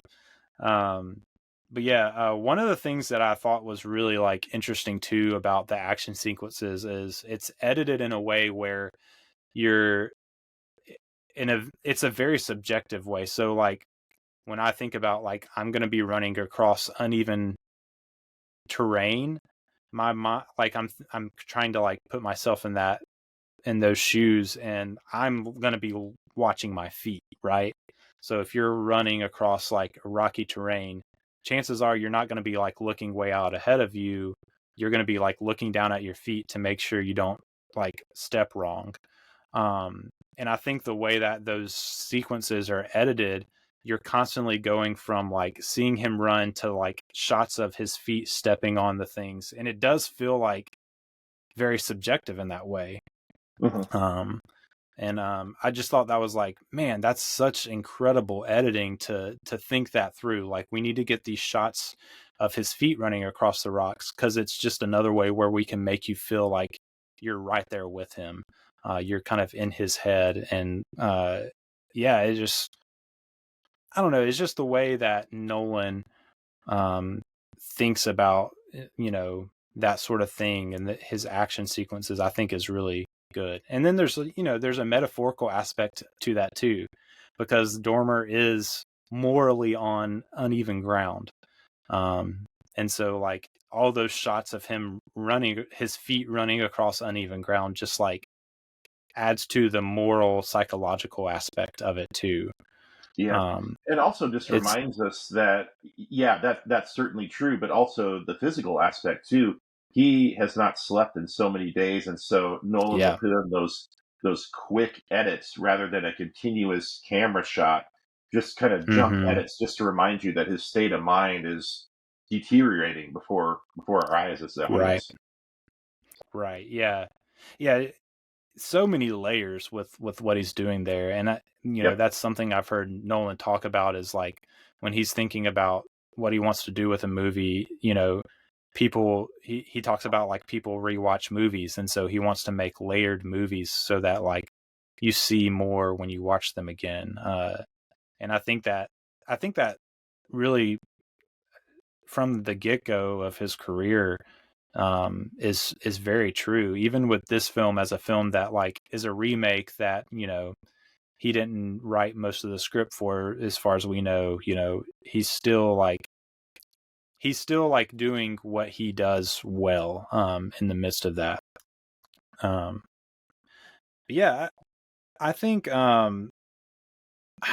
there's some really interesting like thematic elements that come through in this. We talked about like the light as kind of like a recurring theme, light trying to reveal what's trying to be hidden, is really incredible. Did you want to I think we can jump into that scene that we were talking about Okay. earlier, as far as that goes, like with light, the light Yes. revealing the truth. And what's her character's name? Rachel. Rachel, who owns the inn Yeah. and kind of the restaurant that's there off of there. Um, and Pacino's character Will Dormer had obviously met her before because they've been staying at this place and she's been around. One of their Right. first encounters was when Pacino was sitting there with his partner Hap before Hap got shot in the fog. Mm-hmm. And Hap is telling Pacino right there that he's going to go ahead and testify. He has a family. He has to testify in order to get immunity. And Yeah. Pacino is obviously really pissed. And she's kind of around Yeah. and sees Pacino kind of storm off without eating any food. And so that's kind of the background of their character relationship. But this scene that I said has haunted me for 20 plus years is just this conversation in a hotel room between Will Dormer and Rachel. And it almost feels like a confessional booth to me. I mean, I don't want to. Yeah. I'm not a fan of putting Christian stuff in movies. I mean, this movie is secular. I think it's meant to be secular. Although, I do think Nolan is playing with the idea of light in a religious way. I think that is definitely Yes. probably fair. I mean, that's probably on his mind. But this really does feel like a confession booth where Pacino has just had enough and he just has to tell somebody, and he doesn't know this Rachel character really well, but she's almost like a priest in this scene, listening to Mm-hmm. him. And so he goes through and he talks about what had happened in the past and why he's being investigated by internal affairs and why Hap was going to testify for immunity. And that was because he had planted blood samples at a crime scene involving a child murderer who had sexually assaulted Yeah. kids. Yeah. And this is where this scene is so, like I said, haunting. It gets under your skin. And for the first time, you start to see, okay, I think cognitively, this Pacino character has done something bad. He has abused Mm-hmm. his power, absolutely. He has Yeah. lied. He has done something horrible that if any police officer did, people would rightfully be up in arms about. Like, it's Mm-hmm. outrageous what happened. But this is a child murderer. Right. Nolan puts like the worst possible crime that Pacino was trying to put this guy away. And his line is so just crippling, where he says something like, a jury has never met a child murderer before, but I have. And in the Yeah. conversation, he hints that, he's a cop, he's gathered the evidence. He doesn't specifically mention this in his monologue and the dialogue that they do, but I'm assuming that he's taken the evidence to a prosecutor, because that's usually how the system works. And the Mm-hmm. prosecutor probably said, I don't think there's enough evidence here to nail this guy in front of a jury. And then if you think about Pacino's character, you like put yourself in his shoes or me, what would you do, or what would you be tempted to do in that situation if you felt like there was enough evidence that this guy really did something horrifically evil, and you don't want him back on the streets because, in all likelihood, Right. this kind of crime, somebody's going to do it again. Yeah. It's Mm-hmm. and he says, the line of moral relativism, which is very relevant to the film as well. The ends justify the means, right? Yeah. And he poses that Right. question to Mm-hmm. Rachel, right? Yeah, and she doesn't necessarily agree with it. She doesn't answer it. She kind of deflects it Mm-hmm. to saying, I can't judge you because I escaped something, and that's why I moved up here. So you kind of Yeah. get a little, she's running from something in her past too. And then she says something like, I think you have to do what you feel is right at the time, and also what you can live with. Right. And this is a haunting conversation. Again, I want to say, as a Christian, I mean, what he did was wrong. It Mm-hmm. lacks integrity. It's not truthful. It is a lie. And having somebody in a position of authority doing that is horrible.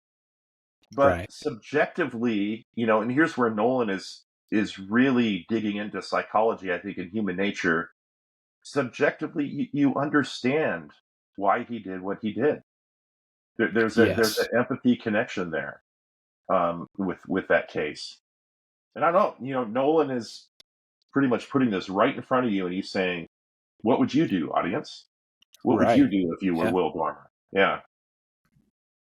Ooh. Yeah. And I think, man, yeah, it really is an incredible sequence. And it is just like I guess a showcase of the way that Nolan, I feel like a lot of Nolan's characters are, he's not so much interested in doing like character studies as he is doing kind of like human psychology studies. Like his characters are very much representative of here's a moral decision that has to be made. Like let's put this character in the grayest of gray areas and see what they do, and see if you can relate to them in any way. Absolutely. And I think most of the time you do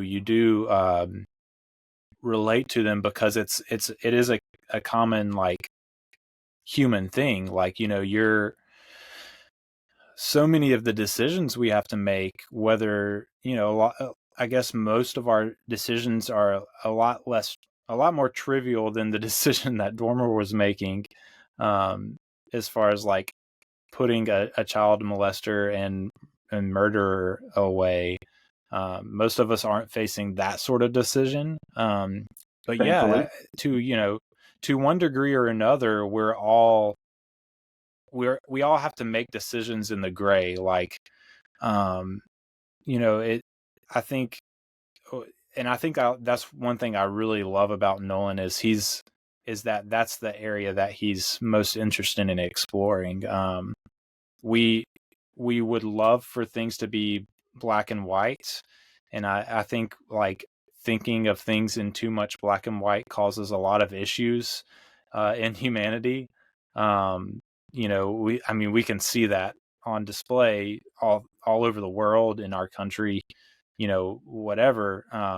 But in the gray is where most things lie. And that's what Christopher Nolan really digs into. And there are I think one of the themes that goes along with that is just the idea of competing narratives. And I think that's where Robin Williams Finch character comes in is, he pops up. It's interesting. You have, I think I wrote down, it was at like 48 minutes before you even like hear his voice on the phone. Yep. Into the movie, and then it's another like 12 minutes before you actually see him in person. Like I think it's like right at the hour mark where you finally see his character in person, and he comes along at a time where Dormer is starting to like struggle with what he's done as far as like shooting his partner goes. And it's almost like he comes along just in time to like really like try to I don't know, write this competing narrative in his mind of, this is maybe why you did it. You did it because you knew you needed to shut him up. You knew you needed to it's planting those seeds of guilt and doubt and shame in his mind. And I think that idea of like competing narratives, that we, if Williams's character didn't come along, like that competing narrative might still pop into his mind, but in that Finch character, we get it, said out loud. We get to see him.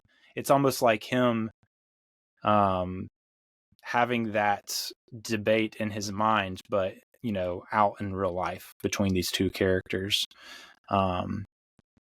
where Finch is saying, we're not so different, you and I. And, I think there's, I think by the end of the movie, Dormer kind of sees the falsity in that.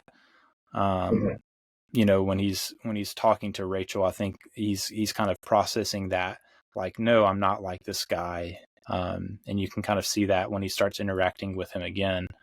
But yeah, there's those competing narratives that we have in our mind. And Nolan is playing with that. He's saying, what story are you going to believe? He's asking that to you as the audience. What, and by the end of the movie, as, again, spoiler alert, Dormer is like lying there bleeding out. Swanks Ellie Burr, asks him, like, she's kind of asking him, why did you do it? And he says, I don't know anymore. I don't know if I did it on purpose or not anymore. And he's just in a state where he can't even find the truth anymore. It's something that he's just like, he's it's lost so in the hard moral for him. fog. Yeah, he's lost in the moral fog. And the competing narratives, there's competing narratives in his mind that Dormer doesn't know which one is true. But he does come clean, telling Hilary Swank, I don't know if I meant to shoot him. When I got closer, he seemed afraid of me because he seemed to realize what was happening. Quick story about that. As I watched it this time, it had been, it's been a while since I've seen it. I revisited it, a few days ago in preparation for this. And as I watched it, I'd forgotten some of the details. But when Al Pacino was pursuing Robin Williams' Finch character in the fog, you'll notice he has his main gun drawn, and this is after Finch had shot another police officer in the leg, so Pacino had, his gun out. And I noticed that he had his main weapon.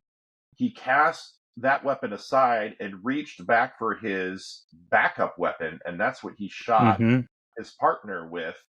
You kind of see like a figure of a partner and a gun through the fog. Right. And that's what I was telling my intelligent and wonderful wife, Michelle. I'm like, oh man, this makes it darker. I think he meant to do it because he was actually casting his weapon aside and grabbing his backup weapon and then shooting his partner. Yeah. And Michelle was like, no, I don't think he meant to do it. And so we went back and watched that scene. And what happens is with the main weapon, there's a clear click, almost like the gun jammed or something. And he cast it aside. I noticed that. And then he grabbed his 9mm, and that's what he shot his partner with. Yeah, you get that kind of like he's firing, but it's not going off sort of thing. Exactly. For sure. Yeah, and one of the things that that I noticed with that is like you and I think it has to do with the filmmaking is like Nolan really wants you to have his perspective. He really wants you to have like a subjective experience with Dormer. We kind of talked about how like the cinematography and the editing plays into that a lot. But it's there too. Like we see everything we're seeing in that scene is from his perspective. Obviously, like there's a third person camera, so you look at his face too. But the way it's made is very much subjective to his perspective. And so like when you see in the fog a figure that looks like it has a gun, and you've ran in the direction that you think the killer went, like, yeah, like you're with his perspective and you're like, yeah, he didn't mean to shoot his partner. He thought he was shooting the killer. And then obviously, we've talked about like that guilt and that doubt, like creeping in, and like, those competing narratives really like distort all that into that moral fog. But I do think that it was important in that scene to see things kind of through his eyes, because as the audience, you can kind of, even though like you're experiencing it subjectively with him, like as he's starting to experience doubt, like I don't know, I felt when I watched it this time, I felt like I was more grounded. Like I wasn't necessarily like in the moral fog with him. Like I was like, okay, I really don't think he did it on purpose. Like, and I felt like pretty certain about that, even as he was dealing with his fog, with his moral fog, with his doubt. And so, yeah, it's interesting, at least. Like, I don't know if that was like the intent of the filmmaking there, necessarily, but, I'm not sure if like Nolan really wanted you to doubt along with him. But when I was watching it, I was like, okay, this is his perspective, and you really couldn't tell who that was in the fog. Absolutely. But yeah, No, I think he almost wants you to believe he really killed his partner on purpose for a while, because Pacino is doing all kinds of other shady things as well, including trying to cover it up. Yeah, and he is. And that's the thing where it's like, I think you're getting a little bit into like the ends justifying the means sort of thing. That's one of the questions he's struggling with. He doesn't like express it necessarily until that confessional scene there with Rachel. But I think that is what's going on. I think even at one point Finch says to him, you've got to think about all the evil guys that will be let out if you come clean. And it's like, does me coming clean, like if I cover this up and no one ever knows, like do the ends of all these evil men staying in jail like justify the means of like deceit? Yeah, I mean, Nolan never makes this stuff easy, does he? I mean, because if you could accept, maybe Al Pacino's character Dormer's reputation gets destroyed. Okay, like we could maybe accept that. But no, there's this other layer of now Internal Affairs is going to look at each and every criminal that Dormer put away and how many of these guys are going to get let back out. This is not an easy situation by any stretch. Right. Because, the reality is there's holes in every case. So if you have a guy that has been found out as like planting evidence, then any sort of doubt that you can plant in any case in the past, which is almost certainly there, is going to be utilized. That's a very real thing in our legal system. And so, he's playing on that. And I do think, Nolan, I think, as his career goes on, sometimes gets accused of like overutilizing exposition. But I do think in this one, like that's very much not the case. And I don't know how much of that is because he had someone else, as a main writer. But a lot of these things we're talking about are like, there's moments where there's like, confession of things, but a lot of this stuff is kind of just under the surface the whole time. just kind of like simmering there, all these ideas, which I really like. One of the things that I thought was an interesting thought, it's actually we talked about in the intro, Elijah Davidson's book. He also has these little like almost devotional like books that are based on directors, and he has one on Nolan called Transcending Time. And in his little write up on this movie, he talked about how doubt doubt is used as more of a pursuit of truth. And he kind of talks about how like a lot of times Nolan sees certainty as a prison, which I thought was a really interesting thought, and I think rings true in this, where the more that Pacino doubts what he's done and like what his where his moral standing is and what he's done, the more he actually like wants the truth to come to light. And I think that really comes through with the way he interacts with Ellie Burr, not just signing off on the thing, pushing her to pursue the truth. Not like, at the end, like he won't let her throw the bullet away. Like he wants the truth to come to light. Yes. And I think a lot of that does stem from that doubt. And, he talks about in that little like devotional how doubt creates room for like faith, and it creates room for and space for mercy. And I just thought that was a really interesting idea, that really like the idea of like certainty, when you become so certain, it can be imprisoning, whereas like if you lean into doubt, there's room for like growth and room for like it creates like a path to more truth. I just thought that was a really interesting thought that he had pointed out. The truth is that we as human beings have limitations, right? And the limitations is where the need for faith comes in, as a truth about human nature and where we're at as human beings, for sure. Right. Yeah, and he's just like, man, Dormer there at the end is just so, I guess, weighed down by the weight of all of that. And it just all culminates, like the physical exhaustion and like the moral and psychological exhaustion just like all culminate. And so like when he says those like two, like, just let me sleeps, like you really feel it. Yes. And I almost feel like with everything that leads up to that, I almost feel like, there's this degree to which like his death is like really like a resetting of the moral order of things. He passes away and expires and finally like sleeps in more than one way, so that the truth can finally come to light. Correct. Yeah. And I just think that's a really interesting idea. Like he, by the end of and I think that's why I said at the beginning, like this doesn't feel like a Fincher movie, because I think there is hope in that. Like there's the way that like he died.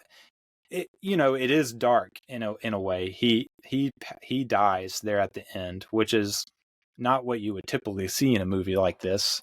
And I think actually Nolan had written another ending because he was worried that the studio wasn't going to allow him to let Dormer die.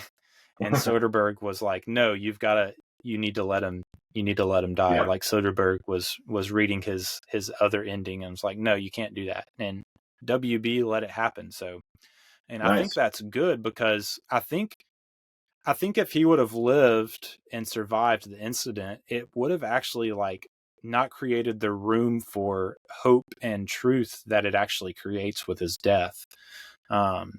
Which is a kind of, I guess, a little bit paradoxical. You would think like the death would be the darker ending, but in this case, I really do feel like the death is the more hopeful ending, because he's able to let the truth come to, he's able to die and to sleep knowing that the truth will come to light.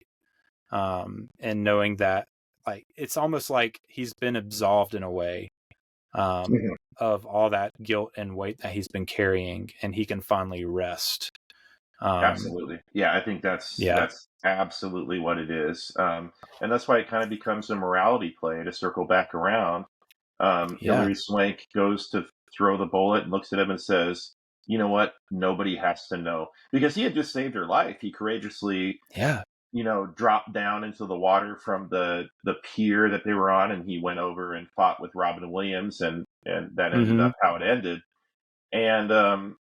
And she's like, no one has to know. And he stops her for throwing it. And his line was, "Don't lose your way.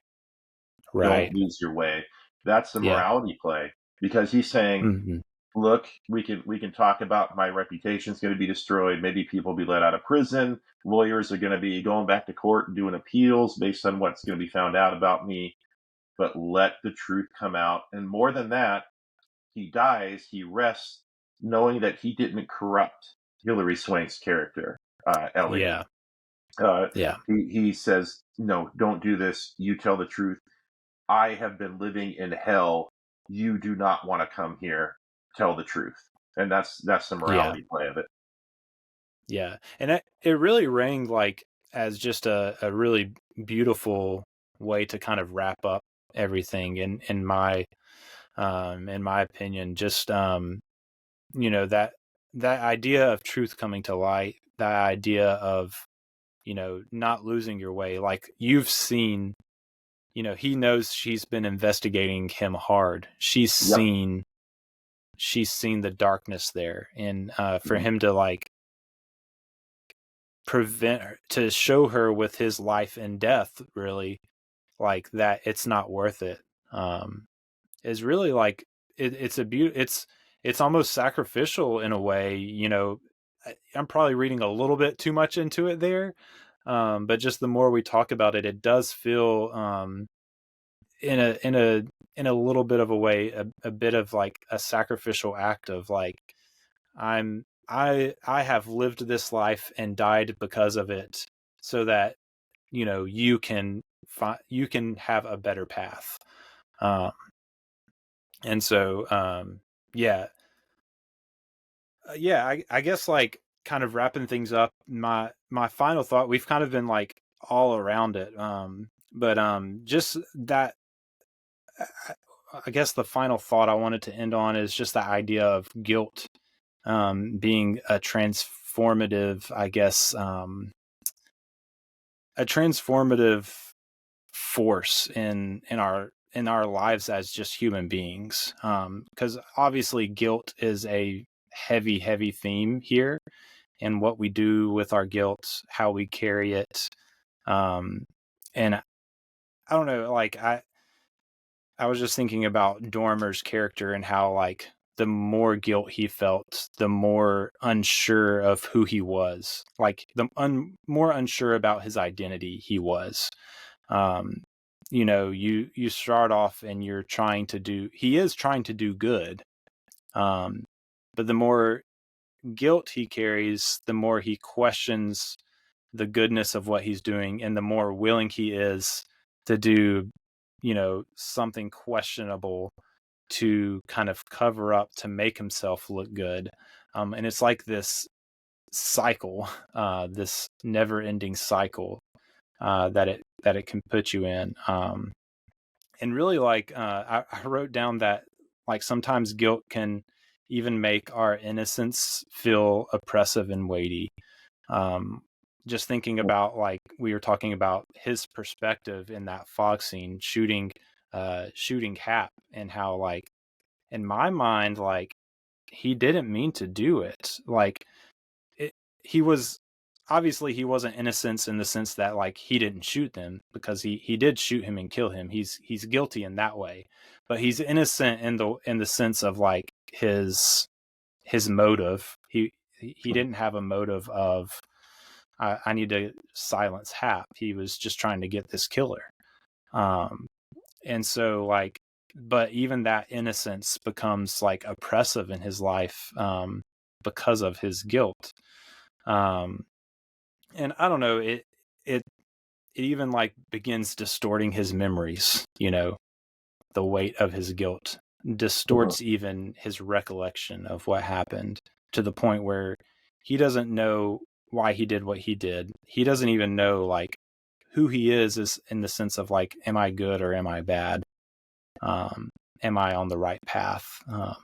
And so I don't know. It's just something that like really like was rolling around in my head after watching this movie, of just thinking about like, man, that we need to have those confessional scenes with Rachel, ASAP, like in our lives, when we start to feel that we're carrying around like guilt, because like bringing things to light and bringing, you know, making deceit into moments of truth is just, it's freeing. And I do think that this movie is a bit of a moral lesson in that sense of like, don't carry around guilt, and so, if you're listening to this and you're carrying around some guilt, find your own confessional booth. And Yeah. I don't necessarily mean, walk into a Roman Catholic church and go into the booth, but, find someone you can talk to about it, whether it's, a friend or a family member or, a professional, that can help you work through things. One of the things that's big in popular culture right now is, talking about mental health. And I think that's just a fantastic thing, that's something that is being talked about widely in culture. And I just think that carrying around guilt and shame is just so destructive for our lives, our mentally. And, if you believe that we have souls, damaging to your soul, and your personhood and your identity. So yeah, that's just something that was rolling around in my head, that I just wanted to share as kind of a final thought for this one. Yeah, did you have any thoughts on that, or just a final thought for yourself?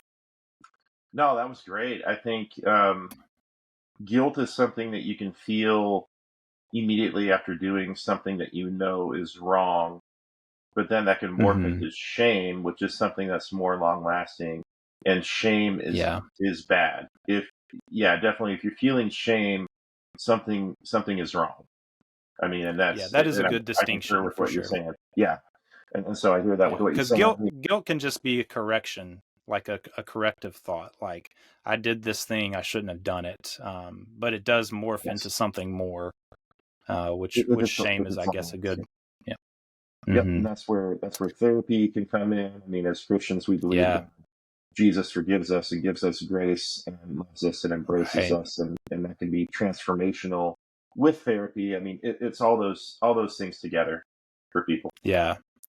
And I even think, man, I would rather you like not shut your ears off if like the Christian talk like turns you off to listening, but like, I believe that it's just a common, there's the theology term of common grace, where, we think that, God has good things that are not just for people that believe in him, but that are just kind of common graces that everyone experiences. And I think that confession is one of those that like can be freeing, even if like you're closed off to the idea of God or Christianity or religion. Like, confession is still a powerful act that can be freeing mentally, and however you want to think about it. I just just to say, like, I don't want people to like listen to this and think like, oh, that's just a Christian thing. Like, no, like it's very much just a human thing that we need. to act on. I concur. Same thing with Telling the Truth, Yeah. which is Right. what Insomnia had on its mind. Telling the truth Mm-hmm. is freeing. Telling the truth is liberating. Yeah, absolutely. Yeah. I guess to close out, I always like to talk about arbitrary subjective ratings of movies. It's at the end of the day, it doesn't ratings don't mean anything, but it's fun to talk about anyway. I personally have this one. I had it rated as thinking about just like Letterboxd does the 5 stars, and that's where I usually am rating things on. I had it rated a 4 stars, and after this watch, I don't know, I'm like teetering between 3.5 and 4. Just this little film studies book, which by the way I've recommended it before. There's this guy George Argill that makes these little film studies books that are really cool. They're just like printed by Amazon, I think. Like he probably just uploads a PDF and Amazon will prints them for him when people order them. Oh yeah, But the they have like self-publishing these. world.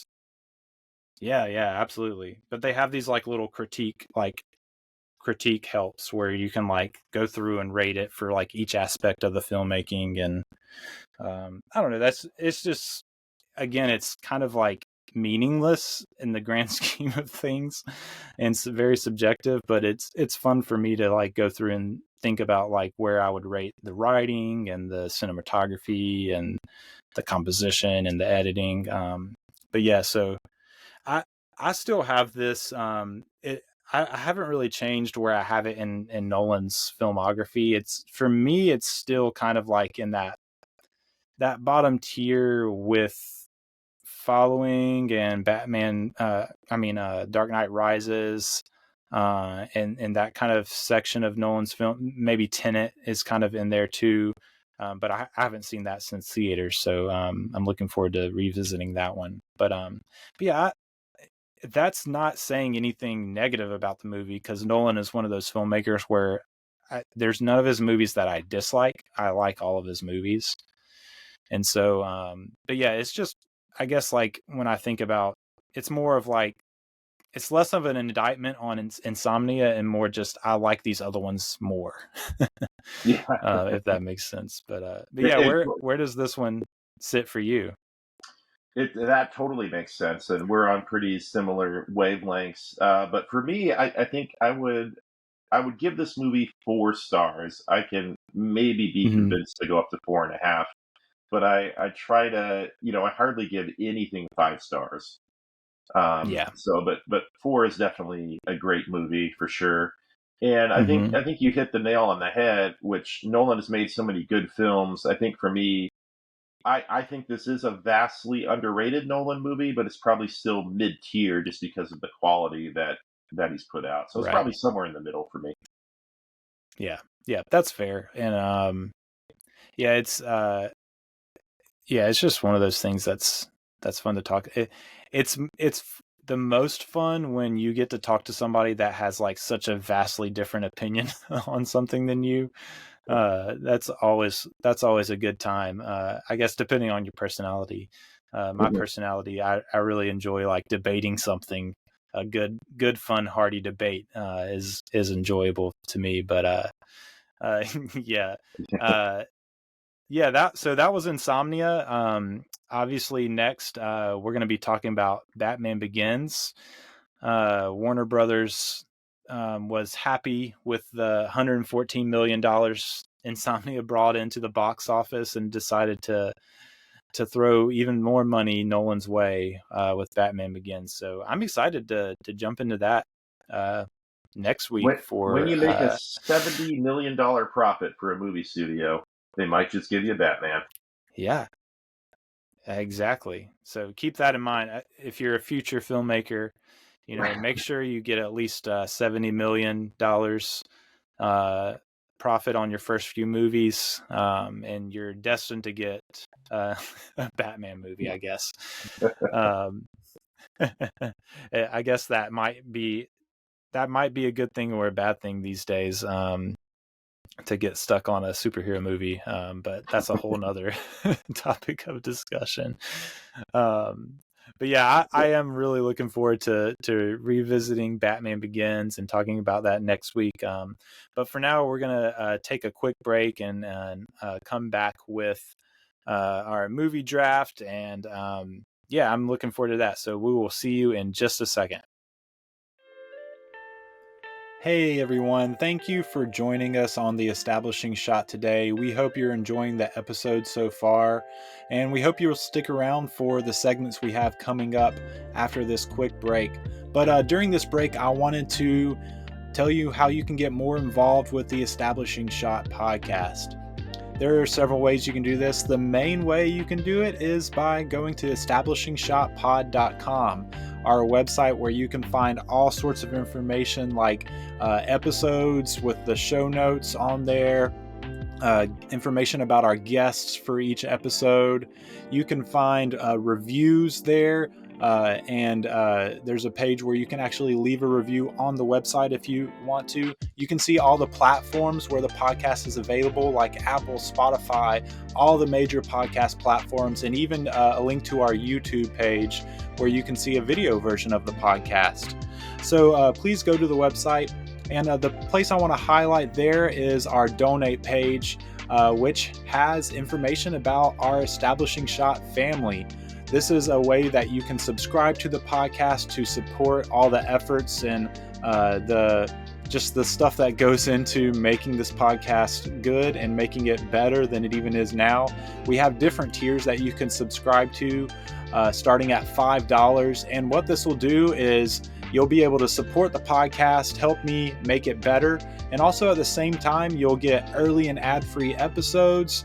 You'll get access to our Discord server where you can join in and just kind of talking about movies with a community that loves film. And so we would love to have you in there. And then the higher up in the tiers you go, the more you get. Even things like chats and video chats that we'll do every once in a while where we get to talk about in more detail stuff that we're talking about on the podcast. So I hope you'll subscribe to that. Choose a tier that fits your budget, and I would love for you to support the podcast in that way. And the last thing I wanted to talk about is where you can find us on social media. You can find me personally on Twitter at @DEliPrice, and you can also follow me on Letterboxd. Letterboxd is kind of like a social media for movie reviews, so you can read my reviews there, and you can find me there at just Eli Price, no spaces or anything. So I'm on Twitter and Letterboxd. You can find the podcast on all the social platforms as well, such as Twitter at eShotPod, and then on Facebook and Instagram and TikTok at Establishing Shot Pod. So make sure to follow us so you don't miss anything. If you have any questions or comments about the episode or about the podcast, you can always email us at establishingshotpod@gmail.com. And the very last thing I want to do before you get back into the episode today is just ask you to please go to Spotify and Apple and leave some ratings and reviews. That really helps the visibility of the podcast and gets it in more people's podcast feeds. And so we hope you will do that for us, and we would greatly appreciate it. So I hope you enjoy the rest of the episode, and I will see you next time on the Establishing Shot podcast. Hey everyone, welcome back to the Establishing Shot. I hope you enjoyed our discussion of Insomnia. We're gonna skip our movie news, mainly because there's not a whole lot happening in the movie world right now. Just a few, like at the time of this recording, I think like Blue Beetle is the biggest, most recent release, and I haven't seen that and haven't heard a lot about it. So I just feel like there's not a whole lot to discuss in the movie. Comic book movie somewhere. Yeah. There's always one floating around out there somewhere. So yeah, we're gonna jump right into what the people like, and that's the movie draft.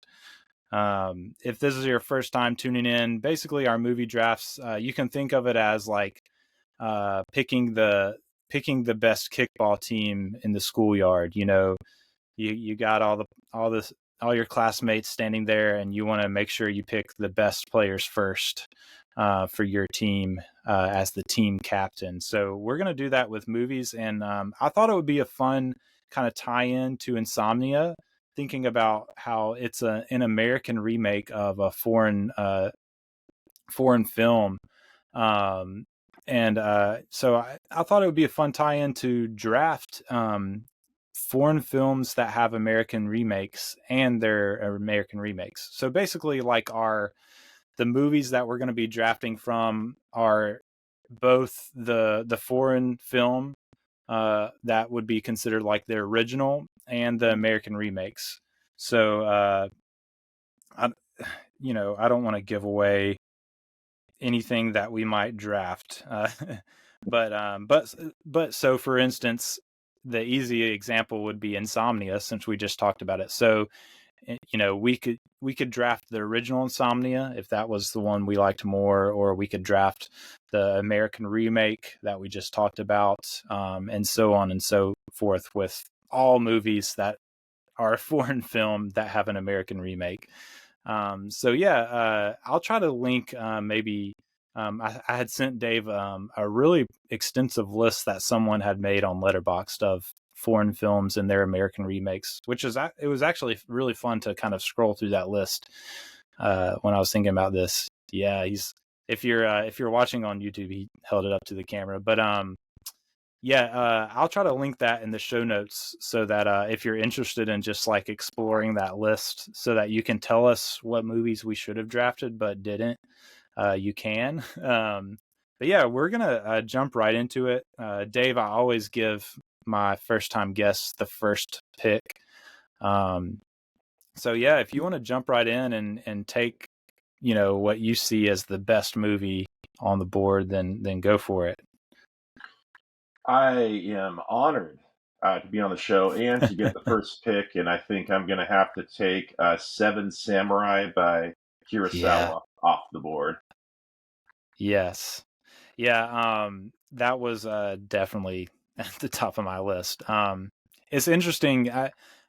Maybe when we finish, we can talk about the remakes, just in case. Like, so I don't want to talk too much about like, hey, this was remade into this American movie, just in case like one of us want to take the American version of it later in the draft. But maybe like when we wrap up the draft, we can kind of talk about like, oh, I drafted this, and these were some of the American remakes of this or whatever. But yeah, Seven Samurai is just it's a masterpiece. It's just an incredible, epic samurai film by Kurosawa for sure. I think it really is one of the best films available for this kind of the movies that are available for this draft for sure.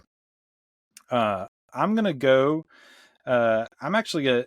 One thing that I did notice is that like most of these movies, the original foreign language film version is the better. And I can't speak to it for the pick I'm about to make because I haven't seen the original foreign language film. That seems to have good ratings also, but I'm going to go with Scorsese's The Departed. We can mention what it's adapted from. I don't know if you are interested in the movie it was adapted from for your picks, but I love The Departed. I think it's one of Scorsese's more like, obviously like none of Scorsese's movies, they all deal with some pretty dark stuff and some guilt, as we've just been talking about, but in just the sense of its movie making and what he's doing like plot wise with these characters and the actors he has, I feel like it's one of his most fun movies just to watch. I love The Departed. Great movie. I love Scorsese as well. And yeah, I think I would agree. It's his most commercial type film. I don't mean that as an insult at all. It's it's more of a traditional movie. where he's like, let's just have some fun, get a big cast, and go Mm-hmm. for it. So I enjoyed that movie Yeah. as well. Yeah, and it just really works. It's a great movie. And so yeah, that's my pick. Where do you want to go with your second pick? Number 2, I'm going to go with Fritz Lang's M from 1931. Yes. This is a creepy movie, 1931, and Long, of course, who directed Metropolis in the 20s. This is big time film history stuff here, but if you haven't seen M, I think it's even an approachable film for being in the early 30s. Just a masterpiece. Right. Yep. Yeah. Yeah. I actually recently caught up with Metropolis, and it was incredible. What he did with that film. M is actually one. My brother-in-law, my brother-in-law did the Isle of Dogs episode with me. He got me M for the Criterion Collection M for Christmas, either last year or the year before, and I still haven't watched it. This is my confessional time. I still haven't put that disc in the player.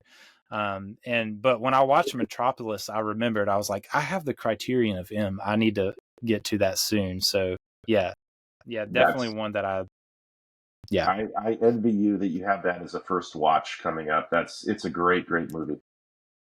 Yeah.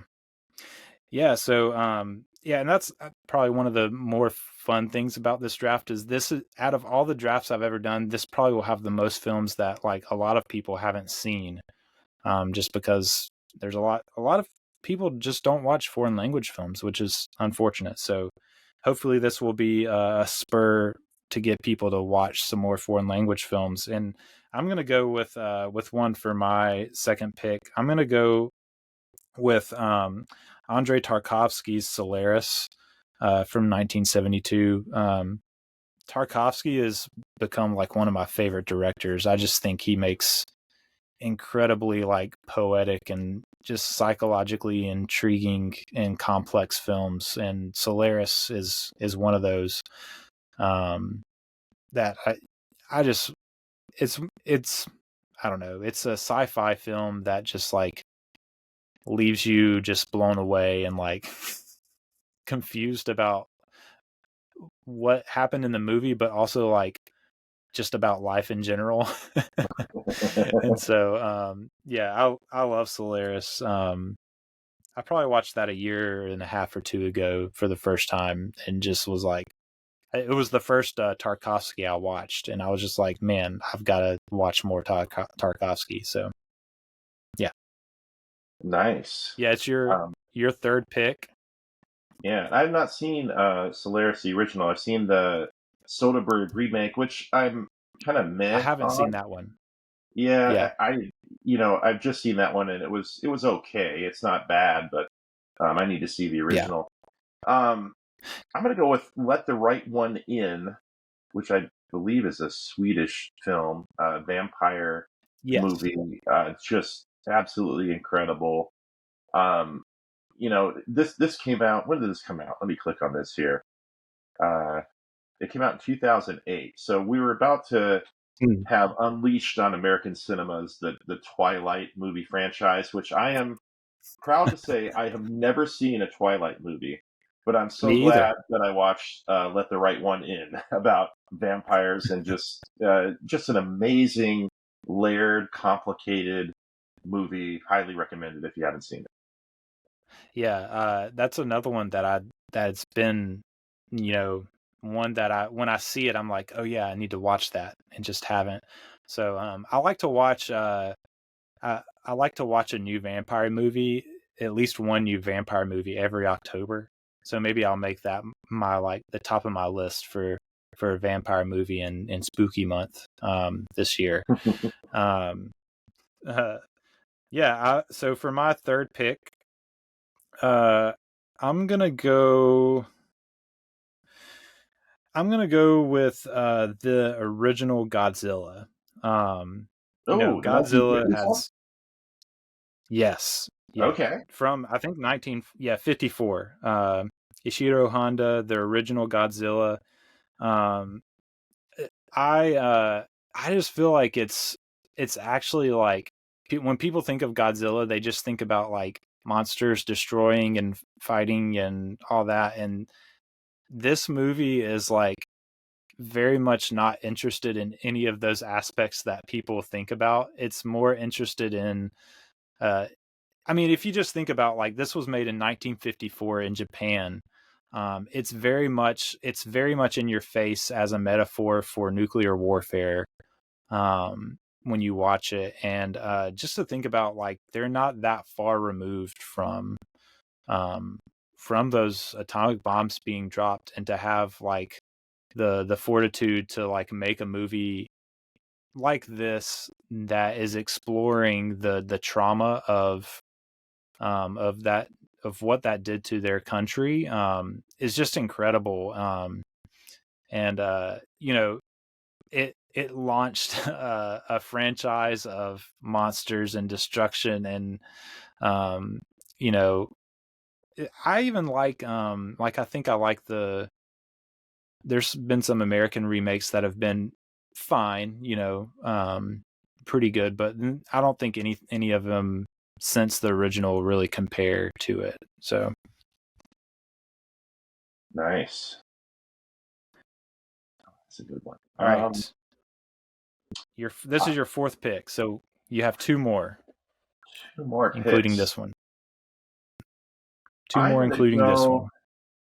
Let me just do one that'll be controversial, just to see if I can ruffle some feathers. I'm going to pick the girl with the dragon tattoo, but the American remake with Daniel Craig. Fincher. Because with Fincher, because I do think it is actually better than the original. I've seen them both. Okay. Yep. I haven't seen either.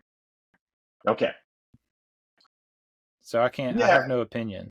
It's probably worth watching both, but I think Fincher's version tops it. Yeah. I know. I think Daniel Craig is a great actor, so that probably, I'm sure that has plays a part in it to a certain degree. Okay, yeah. As far as I know, really good pick. I just I can't have an official opinion on it because I haven't seen it. Yeah, I'm gonna go. So yeah, I think I'm gonna go with one. So you picked Seven Samurai, Kurosawa film. It has actually a few remakes. There's actually like a few Kurosawa films that have spurred on American remakes, and I'm picking between two, and I think I'm gonna go with Yojimbo, just because of the movies that it inspired actually like mean something for American cinema. If you've never seen Yojimbo, it's a samurai that goes into a town. There's two like competing families that are like feuding and fighting for control, and he just like plays both sides, and it's like he's this like very like he's like the Japanese movie star Toshiro Mifune, he's a lead in Seven Samurai 2, but he just like has this like movie star like charisma to him as a Japanese actor that's really fun to watch. And I'll mention the movie that it unofficially inspired maybe when we finish. But yeah, I'm gonna go with Yojimbo here. All right. Well, this is my last pick. I'm going to go really off the rails. I think I just have to. There's so many great movies here that people would probably say, "Well, why did you pick this one?" Or that Rashomon is still on the table. The Talented Mr. Ripley is actually a really, really great movie. That was remade from I think Strangers on the Train by Hitchcock. But I'm going to pick a movie called The Vanishing. which came Okay. out in 1993. It has Jeff Bridges, Kiefer Sutherland, and Sandra Bullock. And I mean, is this in the pantheon of great movies? Probably not. But this movie means something to me because I went to see this with my dad when I was 13. And it was filmed out here in the Seattle area in a place called North Bend, which is right by Mount Si, which is a very popular hiking spot out here. And so the Hmm. gas station that a key scene was filmed in, I have been to several times. It's so interesting looking at where things were laid out in this gas station parking lot. I think the interior of the station, if people have seen the movie, probably happened in a movie studio. But a lot of the exterior shots were, Mount St. Helens out here in Washington State, at North Bend. And it was, as a 13-year-old kid, it was just incredible to see an area of the world that I lived in, kind of up on the big screen. And I'm Yeah. a huge fan of Jeff Bridges. I think, like I said, it's probably not a great movie. They probably could have cast somebody better than Kiefer Sutherland, I think, in this film. Yeah. But Jeff Bridges is so appropriately creepy and sort of a complex character. The foreign language movie, which I think is called Sporloose, I don't know if I'm pronouncing that right. That is also that's actually is probably better than the American remake. To be honest, I'm just picking this, I think, for personal reasons. But Yeah. definitely worth watching both of them. Yeah. Yeah, for sure.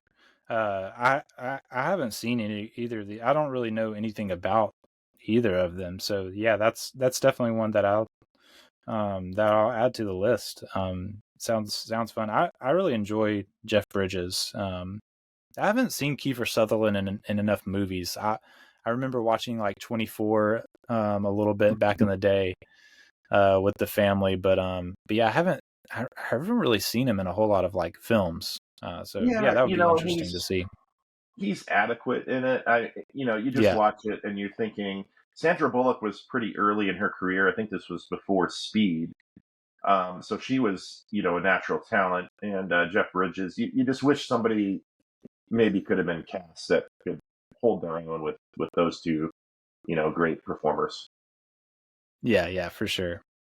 Yeah, for my last one, just to mix things up a little bit, and get a little comedy in here, I'm gonna go with one that I watched recently, saw on this list, and I was like, oh, this looks like a fun movie. And I'm gonna go with The Birdcage, which the tie-in here, Robin Williams. Yeah, It was really funny. It was really funny. indeed. It's depending on depending on how you feel about it, it can be a little risque. You got the drag queen drag queen character of Nathan Lane, who Nathan Lane is hilarious in this movie. Most people probably know him. Actually, probably most people would recognize him as the voice of Timon in Lion King, to be honest. But yeah, he's hilarious in it. And you got Robin Williams, who's just, he's not like playing the like wacky Robin Williams character, but still very funny in this. Gene Hackman is in it, of all people. And yeah, it's just like this, it's kind of like a situational comedy. You've got the son of this gay man who is in a relationship with a guy that does drag, that wants to marry the daughter of this like very moral conservative senator, and shenanigans ensue. I thought it was really funny, and it's fun to get the Robin Williams tie-in too. So yeah, I'll go with The Birdcage for my last pick. It's not my favorite of the ones that are left. Like you said, Rashomon on the board, 8.5 and Breathless, some great, Both of those movies. are excellent. Yeah. Yeah. But yeah, just to mix things up, get a little comedy in there, I'll go Birdcage. I could have went with one that you would have probably lambasted me for, because I jumped on and saw that you had rated it 1.5 stars. and that's Dinner for Schmucks, which Yeah, is not one a of fan. those movies. Yeah, it's one of those movies that is the type of comedy that you either think is funny or you don't. And I think it makes me laugh, and so I enjoy it. But Right. I figured the Robin Williams tie-in would be a little better and save me from the being looked down on from your 1.5 star rating. No, man, it's all subjective opinion, right? We all Yeah, experience movies differently. absolutely. Yeah, I just thought that was funny.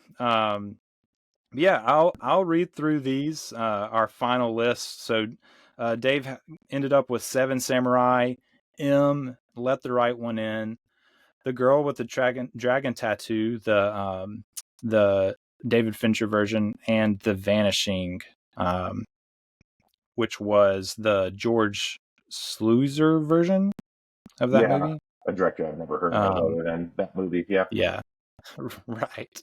And I ended up with The Departed, Solaris, the original Tarkovsky version, Godzilla, the original 54 version, Yojimbo, and The Birdcage. So yeah, a lot of movies to kind of like add to the list here, to watch for both me and hopefully for the listener too. I had a few kind of like ones that I haven't seen that I'd love to see. Let the Right One In and M were on that list that you drafted, so that solidifies those. But also Old Boy, I've never seen that Park Chan-wook movie. It's kind of been re-released in theaters in some areas, I think, too, recently. Yeah, that's worth seeing. Really disturbing, but worth it. Yeah. Yeah, never seen that. Force Majeure is one that I've wanted to see that I've heard good things about. And Likewise, then that's a whole lot. Yeah, and I've never seen True Lies, the Schwarzenegger. Oh. Yeah, that one was one that I noticed on this list is an American remake, that I was like, oh, that would be a fun one to catch up with. But yeah, nevertheless, I have not been able to do that. Yeah, that's a lot of fun. Yeah, I did want to mention too before we wrap things up. A few of these, like so these Kurosawa movies, I think are very like influential. Like so, Seven Samurai, movies made from it, like Magnificent Seven by Sturgis, which is in its own right a very good, very well regarded film. And then you have Yojimbo. If you look into like the history, Leone like rejects that A Fistful of Dollars was made from Yojimbo, but if you like actually do some research, it's pretty much is a remake of Yojimbo. It's this nameless guy that goes into the town playing both sides of a feud, trying to make money. So Yojimbo, very influential in one of the greatest spaghetti western Man with No Name trilogies, of all time. And so, I thought that was a pretty cool little tidbit as far as that goes. But very cool. Yeah, were there any that we didn't hit that you thought of or wanted to tell people to check out? Well, we're talking about Kurosawa. I know that George Lucas was heavily influenced for the original Star Wars by Hidden Fortress. I don't think you can call it maybe a direct remake, but right. I've never seen Hidden Fortress, but I just know that kind of is a film trivia thing. Yeah, I need to check that one out. Yeah. Kurosawa is just incredible. So just Absolutely. Any Kurosawa, I guess, whether there's a remake of it or not. Oh yeah, totally. But just wrapping things up. We'll go ahead and skip the recommendations of the week unless you have a quick one. I can't think of anything off the top of my head. Sometimes I wing it and nothing comes to me. Yeah, I'll just put it out there. I think this movie came out recently, streaming and disc and all that. Are You There, God? It's Me, Margaret is excellent. That's one of the best ones I've seen this year. Yeah. Yes, absolutely. I'll second that recommendation of the week. Really good. Definitely one of my favorite films this year so far, for sure. Yeah, that's it. Do you wanna plug where you can find you on socials and maybe your podcast as well before we Yeah. head out? Yeah, thank you. I really appreciated being here. This was a lot of fun talking about Christopher Nolan and Insomnia. You can find me on Elon Musk hellscape of X, also known as Twitter. I am at Dave J. Lester. Letterbox for all you film lovers, which I'm assuming you are if you listen to this podcast. Dave J. Lester on Letterbox. And then my podcasts are Veterans of Culture Wars, which you can find most places where you get podcasts. And I'm hopefully going to be out with a second podcast called Does the Bible Say That? Hopefully soon. So thank you for having me. Great. Yeah, absolutely. And I will make sure to link all of that in the show notes so that you can find it even easier. And yeah, hopefully I'll be able to link that that new podcast too. If it comes out after the show releases, I'll make sure to go back in and edit it after it releases so that I can get that link in there for people that may be revisiting this later too. But yeah. Thank you. I appreciate it. Yeah, absolutely. It was a pleasure to have you on. I really appreciate it. I thought the conversation was great today. And so, people go check out Veterans of Culture War. Be looking for Dave's new podcast and yeah, go follow him on Twitter. Always fun to engage with him there. And his reviews on Letterboxd are always fun too. So, just really appreciative of you coming on and look forward to maybe having you on again in the future for another series. So Yeah, would love it. Yeah, absolutely. But yeah, so this has been, you've been listening to the Establishing Podcast. I've been Eli Price for Dave Lester. We will see you next time. Thank you so much for joining us on the Establishing Shot today. We hope you enjoyed the episode and got a lot out of it. Make sure before you go to like and subscribe on all your podcast platforms, and especially on Spotify and Apple. If you could leave a rating and review, that would greatly help the visibility of the podcast, and I would greatly appreciate it. Again, if you go to establishingshotpod.com, you can find out all you need to know about the show, where to find us on the social media platforms, where to find us podcast-wise, YouTube, and you can even leave a voicemail there on the website on the right side of your screen. So click that if you want to give a comment or ask a question about the show. Just feel free to leave a voicemail. We'd be happy to feature that on the show. And also, if you just want to email rather than leave a voicemail, you can email us at establishingshotpod@gmail.com, and we would be happy to answer your question there or feature a question or comment on the show if it pertains to the episodes. So please do that, and we would love for you to join the Establishing Shot family. You can, again, find where to do that on the donate page at establishingshotpod.com. We hope you have a great week, and we look forward to seeing you again next time. We were happy here. For a little while. But look, I figure it this way. Better to be king for a night than schmuck for a lifetime.